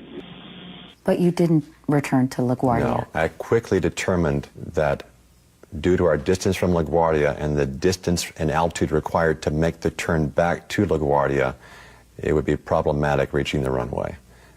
And trying to make a runway I couldn't quite make could well be catastrophic to everyone on board and persons on the ground. And my next thought was to consider Teterboro. What's over to our right? Anything in New Jersey, maybe Teterboro? Okay, yeah, off your right side is Teterboro Airport. Do you want to try to go to Teterboro? Yes. But it soon became clear he couldn't make it to Teterboro either. All right, so then it's his thoughts on there's this time period between when they have to hit the Hudson, when they land on the Hudson, and what are you going to do? This anticipation of what's going to happen. Listen to this. We were descending rapidly toward the water. So you were going fast toward the earth. Yes, the water was coming up at us fast. Do you think about the passengers at that moment? Not specifically. I mean, more abstractly, perhaps. I mean, I knew I had to solve this problem. I knew I had to find a way out of this box I found myself in. Did you at any point pray? I would imagine somebody in back was taking care of that for me while I was flying the airplane. About 155 people? I think my focus at that point was so intensely on the landing. And then he talks a little bit about landing that plane. I made the brace for impact announcement in the cabin. And immediately, through the hardened cockpit door, I heard the flight attendants begin shouting their commands in response to my command to brace. Heads down, stay down. I could hear them clearly. They were chanting it in unison over and over again to the passengers to warn them and instruct them. I cannot even imagine. I mean, what it would be like to go through that. Thank God everybody survived. Everybody was fine. They landed the plane. They were able to climb out onto the wing. Some boats that were driving by rescued people off of the plane. It's a miracle. It's an amazing story. No other word to describe it as other than a miracle. And it was this man's ability to stay calm and composed in the moment and the skill sets that he developed over years as a pilot. Yeah. Truly the very best of humanity for this guy. It was great. Survivors spoke to CBS about it. Katie, considering the freezing temperatures and the speed of that plane when it hit the water, the passengers, the aviation experts, everyone says it's a miracle that everyone survived. Less than 2 minutes up in the air, it was a big boom. Everybody smelled smoke. The captain came on and says, look, we're going down. Brace for impact. As we got lower and lower, the pilot said, brace for impact. Everyone kind of looked at each other and said some prayers. You know, I said about 5 Our Fathers, 5 Hail Marys, and we hit the water. Then you had people on the ground watching as this thing came in. Witnesses watched as the plane began a gradual descent, reviving memories for some of September 11th. It's coming down, it's just right in the water. Yeah. We thought it was going to veer in and hit a building, actually. It was pretty scary. The plane then skimmed across the water 100 yards or more before coming to a rest just off Midtown Manhattan. Right past the piers, and it just, no smoke, but it just landed. When it landed, threw up a whole bunch of water. Many New Yorkers could only watch from the windows of their office buildings, including CBS News. As I looked out and I saw the life rafts come out, sort of open up from the plane, I grabbed a pair of binoculars and was able to see people standing on the aircraft wings. They seemed pretty calm. It wasn't so chaotic as I would expect it to be. Nearby, commuter ferries pulled up within minutes, pulling aboard passengers and crew. Rescuers face 3 more challenges: a sinking airplane, frigid water, and strong currents pulling the jet downriver. They did a phenomenal job getting everybody out. I'll never forget watching the coverage and the footage, and then they ended up just like, they hooked the plane up to a tow, and they towed it. Well, they had to because they had to figure out what had happened. Yeah. You know, as per the... Oh, you don't want it to sink in the river, but like, it's just amazing that to understand what caused this catastrophic event. Yeah. You know, no pilot had ever lost both engines at such low altitude before. No pilot had ever successfully landed a plane on water. He didn't crash that plane. He landed that plane. Yeah, pretty cool. It's pretty cool. 7.2 million Americans over 65 suffer from Alzheimer's. And Captain Sullenberger is using his life's experience right now to just get that message out. I bet you that's one story he's not going to forget. Yeah. I think he's going to keep telling that story. It's a good one. He should. All right, we got a lot more coming up. We got your text messages. Last call for text messages coming up next. Stick around.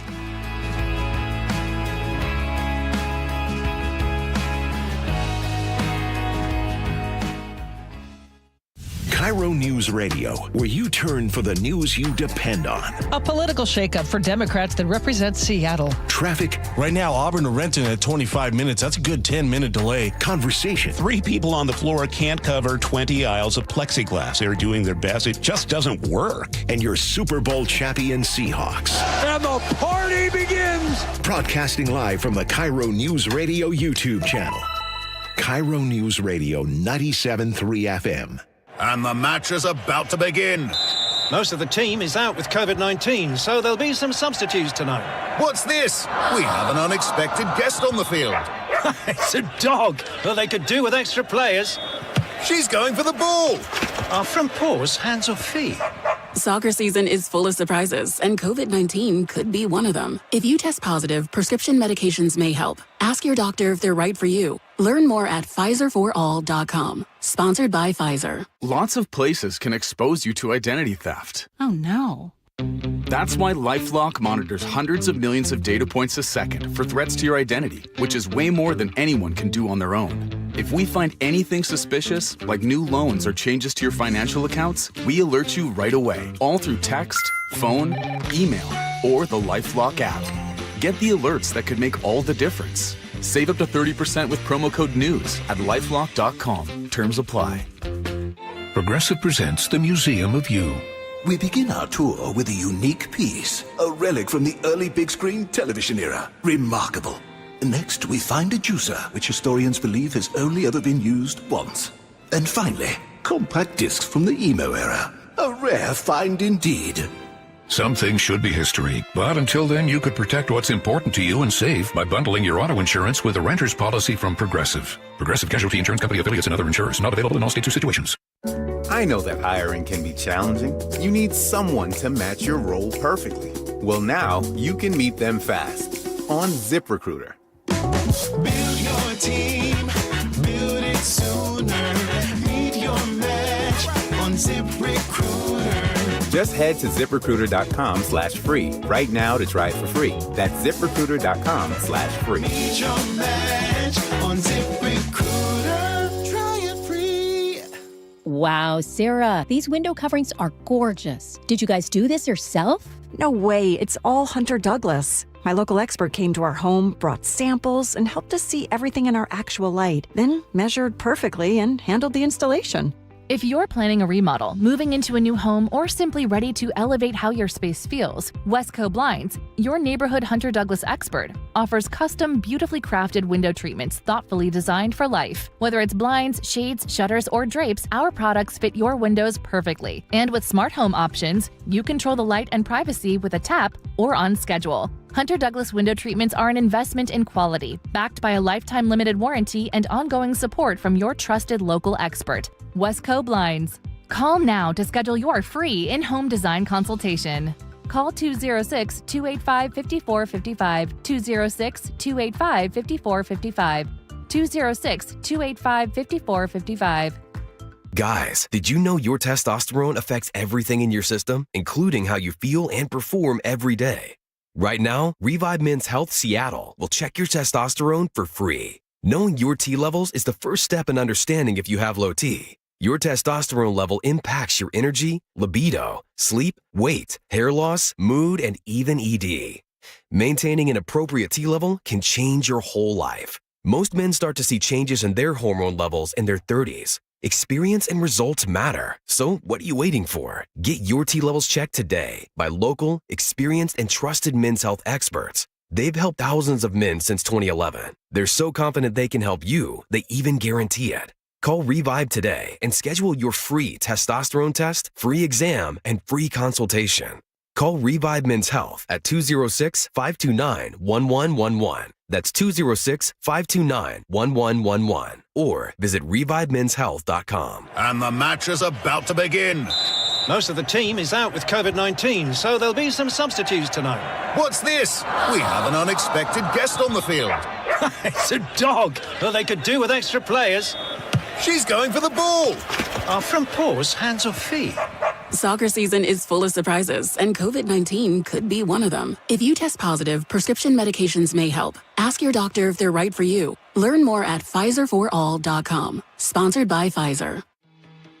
Whether it's help with hormone therapy, weight management, or sexual health, every woman should have access to affordable prescription medication and personalized care that understands the whole woman. Join me, Dr. Doug Lucas, clinical lead of hormone optimization and longevity at LifeMD, along with other leading experts on the podcast, Here's Something Good on Women's Health and Longevity.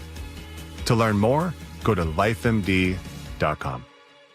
It's the best time of the year at Staples, with back-to-school supplies as low as 25 cents, up to 40% off select tech and more at staples.com/back-to-school. Don't miss the Mariners 50-season celebration night, August 8th, presented by Daktronics. Witness the most iconic gathering of Mariners greats in franchise history as the top 50 players are unveiled at T-Mobile Park. Get your tickets at mariners.com. Healthcare costs are rising, and a major driver is hospital prices.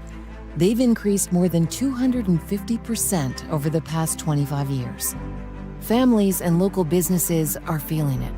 At Primera Blue Cross, we're working to change that by negotiating with hospitals to secure fair, responsible prices so you can get the care you need at a cost you can afford. That's coverage that counts. Learn more at coveragethatcounts.primera.com.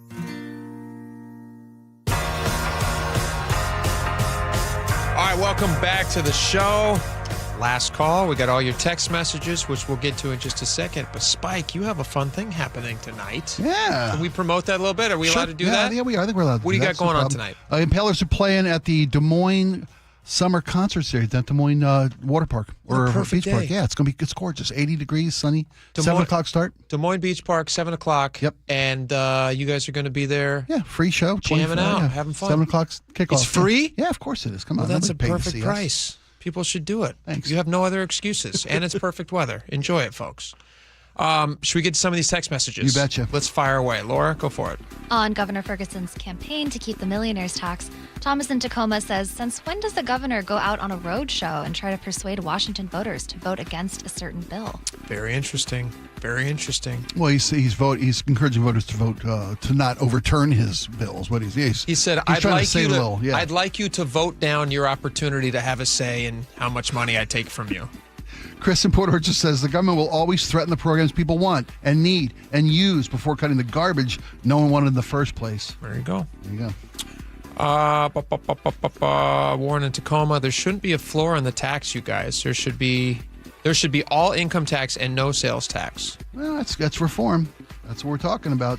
I'm willing to say, if you want to adopt what they're doing in Idaho into Washington, just a clean adoption income tax, which is like 5.3% or whatever it is. Yeah. And they have a very low tax for everything else. Everything else, you bet. Yeah. I'm happy with that. If they want to do that. We might have had 500 texts on daylight saving time because I always say savings. I do and too. I think every one of these is hey dummy, that's me. Hey dummy, hey that's me. Is it saving or savings? It's saving. Daylight saving time. Okay. It's the only savings are at your local. Never mind, I'm kidding. But I think colloquially, if you just say so daylight saving time, but then if you just say daylight savings, that kind of makes sense to me grammatically. You lost me at colloquially. 10% off on all daylight. Rob in Kirkland, I take a few days up to a week and a half to adjust sleep-wise after a daylight savings. See, he got it wrong. Yep, see, we're and I don't want to adjust anymore, says Rob. It is an adjustment. It is. The day after daylight savings or whatever it is like, it catches up with you. The problem with the bill that's proposed, it passed the House, it's in the Senate now. President Trump is endorsing it. It would allow states to opt out individually, whether or not they take part in daylight saving time. And you would know what time it was spent from state to state to state. You could drive across the East Coast and have your time changed 3, 4, 5 times. That's what we do already. Yeah, fair enough. We do that every day. That's what you mean, the current system? All right. On the moratorium on data centers, Isabella says, Jake, are you willing to absolutely say yes to having a data center within 5 miles of your home while your kids are still growing up and developing? I don't believe it, says Isabella. Within 5 miles? Yeah, absolutely. We have dumps within 5 miles. We have all sorts of things within 5 miles that I wouldn't want my kids to be playing in every day, but I'm fine with it. How about just across the street? How close would you let a mega data center to your home? Well, you'd have to think about proximity. There's just literally no place to build a data center right across the street from my home. Well, that's fair. That's why you bought there. That's also not what they're proposing here. They're not proposing building data centers across the street from... If they will let you have homeless encampments in Seattle across the street from children's schools, then do not fight me about data centers across the street. We played it last week, folks. Would you rather have a no-bear housing facility next to your home or a data center? I'd rather have a data center. A lot of people agree with you on that one. Yeah, because I don't want people who are addicted to drugs or having a mental health episode doing stuff in my yard. I'd much rather just have good internet. Those homes people have that low hum 24 hours a day. Yeah. Brian Olympia says, I think people are scared of the wrong things, so they want to use a bunch of water to cool off their machines. The community will have a supply of warm water they can find a use for, just like geothermal. So they're going to use a bunch of electricity. I'll push advances in solar and wind. That'll push that. Most people need to be afraid of the word data. What data are they collecting and how, or for what purpose? Hear that first. Okay, that's a fair point. Collecting all your stuff. Like every time I sign into a new thing, they're always like, do you want to ask them not to track everything that you're doing? It's like, yes, why do I have to select that? That's a freaky thing. Should be the default, shouldn't it? Like I'm using a stupid app to pay a bill. They said, do you mind if they look at everything you're doing in all of the phases of your life? Do you want to give them access to your camera? Like, why do you need access to my camera? It's weird. On what you look for in buying a home, Tina and Sumner says, when purchasing a home, the one thing I look at besides all the obvious things about the house is the dynamics of the neighborhood. Are people to themselves antisocial, or are they the kind of neighbors that would do barbecues, block parties, etc.? Sounds cheesy, but I don't want a nice house on a lonely street. It's a good one. It's good time for one more. Your pick. On me eating Taco Bell, they said anybody who eats a taco pizza at Taco Bell deserves to get the diarrhea. That's not fair. Nice. That's not fair. I don't think that's very Nobody nice. deserves that. Yep, I don't think that's very nice. Everything? Did we cover everything? We got it. All right, you guys have a great day. We'll be back tomorrow. Tell a friend, bring them along, and we hope you guys have a nice sunny day. Go catch Spike's show. At the what? Des Moines Summer Concert Series, Des Moines Beach Park. 7 p.m. John Curley's coming up next. Have a great day, guys. KIRO Newsradio, where you turn for the news you depend on. A political shakeup for Democrats that represent Seattle. Traffic. Right now, Auburn to Renton at 25 minutes. That's a good 10-minute delay. Conversation. 3 people on the floor can't cover 20 aisles of plexiglass. They're doing their best. It just doesn't work. And your Super Bowl champion Seahawks. And the party begins! Broadcasting live from the KIRO Newsradio YouTube channel. KIRO Newsradio 97.3 FM. Thinking about a new roof or exterior upgrade, but worried about the cost? This is Justin Shirley, CEO of State Roofing and Exteriors. We've created our Summertime Savings event to make it simple and affordable. Save up to $3,000 off your exterior project or get 0 down, 0 payments, and 0 interest up to 24 months. And every qualifying GAF roof is backed by our lifetime Golden Pledge warranty. One call gets you started. Call 866-ROOF-ROOF or visit stateroofing.com today. Held to a higher standard since 1968. And the match is about to begin. Most of the team is out with COVID-19, so there'll be some substitutes tonight. What's this? We have an unexpected guest on the field. It's a dog. Well, they could do with extra players. She's going for the ball. From paws, hands or feet? Soccer season is full of surprises, and COVID-19 could be one of them. If you test positive, prescription medications may help. Ask your doctor if they're right for you. Learn more at PfizerForAll.com. Sponsored by Pfizer. Lots of places can expose you to identity theft. Oh, no. That's why LifeLock monitors hundreds of millions of data points a second for threats to your identity, which is way more than anyone can do on their own. If we find anything suspicious, like new loans or changes to your financial accounts, we alert you right away, all through text, phone, email, or the LifeLock app. Get the alerts that could make all the difference. Save up to 30% with promo code NEWS at LifeLock.com. Terms apply. At Seattle Children's Hospital, 1 in 3 patient families can't afford the food their kids need to heal. A child recovering from surgery and the family struggling to put nutritious food on the table. That's why Seattle Children's, Safeway, and Seahawk, Jackson Smith and Jigba launched the Food First Project to fight pediatric food insecurity by providing grocery cards, produce vouchers, and food as medicine programs for families. No barriers, just help. 12s, we need you. Learn more at Safeway.com. Again, that's Safeway.com. Be advised, this is your opportunity to save up to 40 to 80% on a hot tub or swim spa. This weekend only, Friday through Sunday, Angel of the Winds Arena, Everett. Be advised, this is your opportunity to save up to 40 to 80% on a hot tub or swim spa. This weekend only, Friday through Sunday, Angel of the Winds Arena, Everett. 18-month interest-free financing. Our factories have demanded we sell 1,000 hot tubs and swim spas this weekend. Angel of the Winds Arena, Everett. Huge factory incentives, factory rebates, this weekend only. Angel of the Winds Arena, Everett. We can remove your old hot tub. Free delivery of your new hot tub. Deep, deep discounts. Angel of the Winds Arena, Everett. Free delivery of your new hot tub. Just relax and enjoy.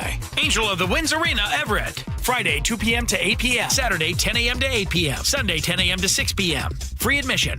Free delivery. Angel of the Winds Arena, Everett. Call 833-SPA-SALE or visit hottubandSwimSpaSale.com. Looking for a simple solution to hair loss this summer? Get the same breakthrough one-day treatment I received at Advanced Hair during their once-yearly summer savings event. Your own natural hair begins to regrow the very next day, and Advanced Hair guarantees it will grow. Take advantage of your flexible summer calendar and get the most hair for your dollar during their best offer of the year. For details and a free consultation, call 425-449-8185, advancedhair.com. When you order a ride from a rideshare company, do you know what you're getting? Big rideshare companies have been caught failing to protect passengers from dangerous drivers and not supporting drivers and passengers after an accident, all to protect their profits. That's why if you've been injured in a rideshare vehicle, you need Davis Law Group to protect you. Their in-house team of investigators and legal staff has a successful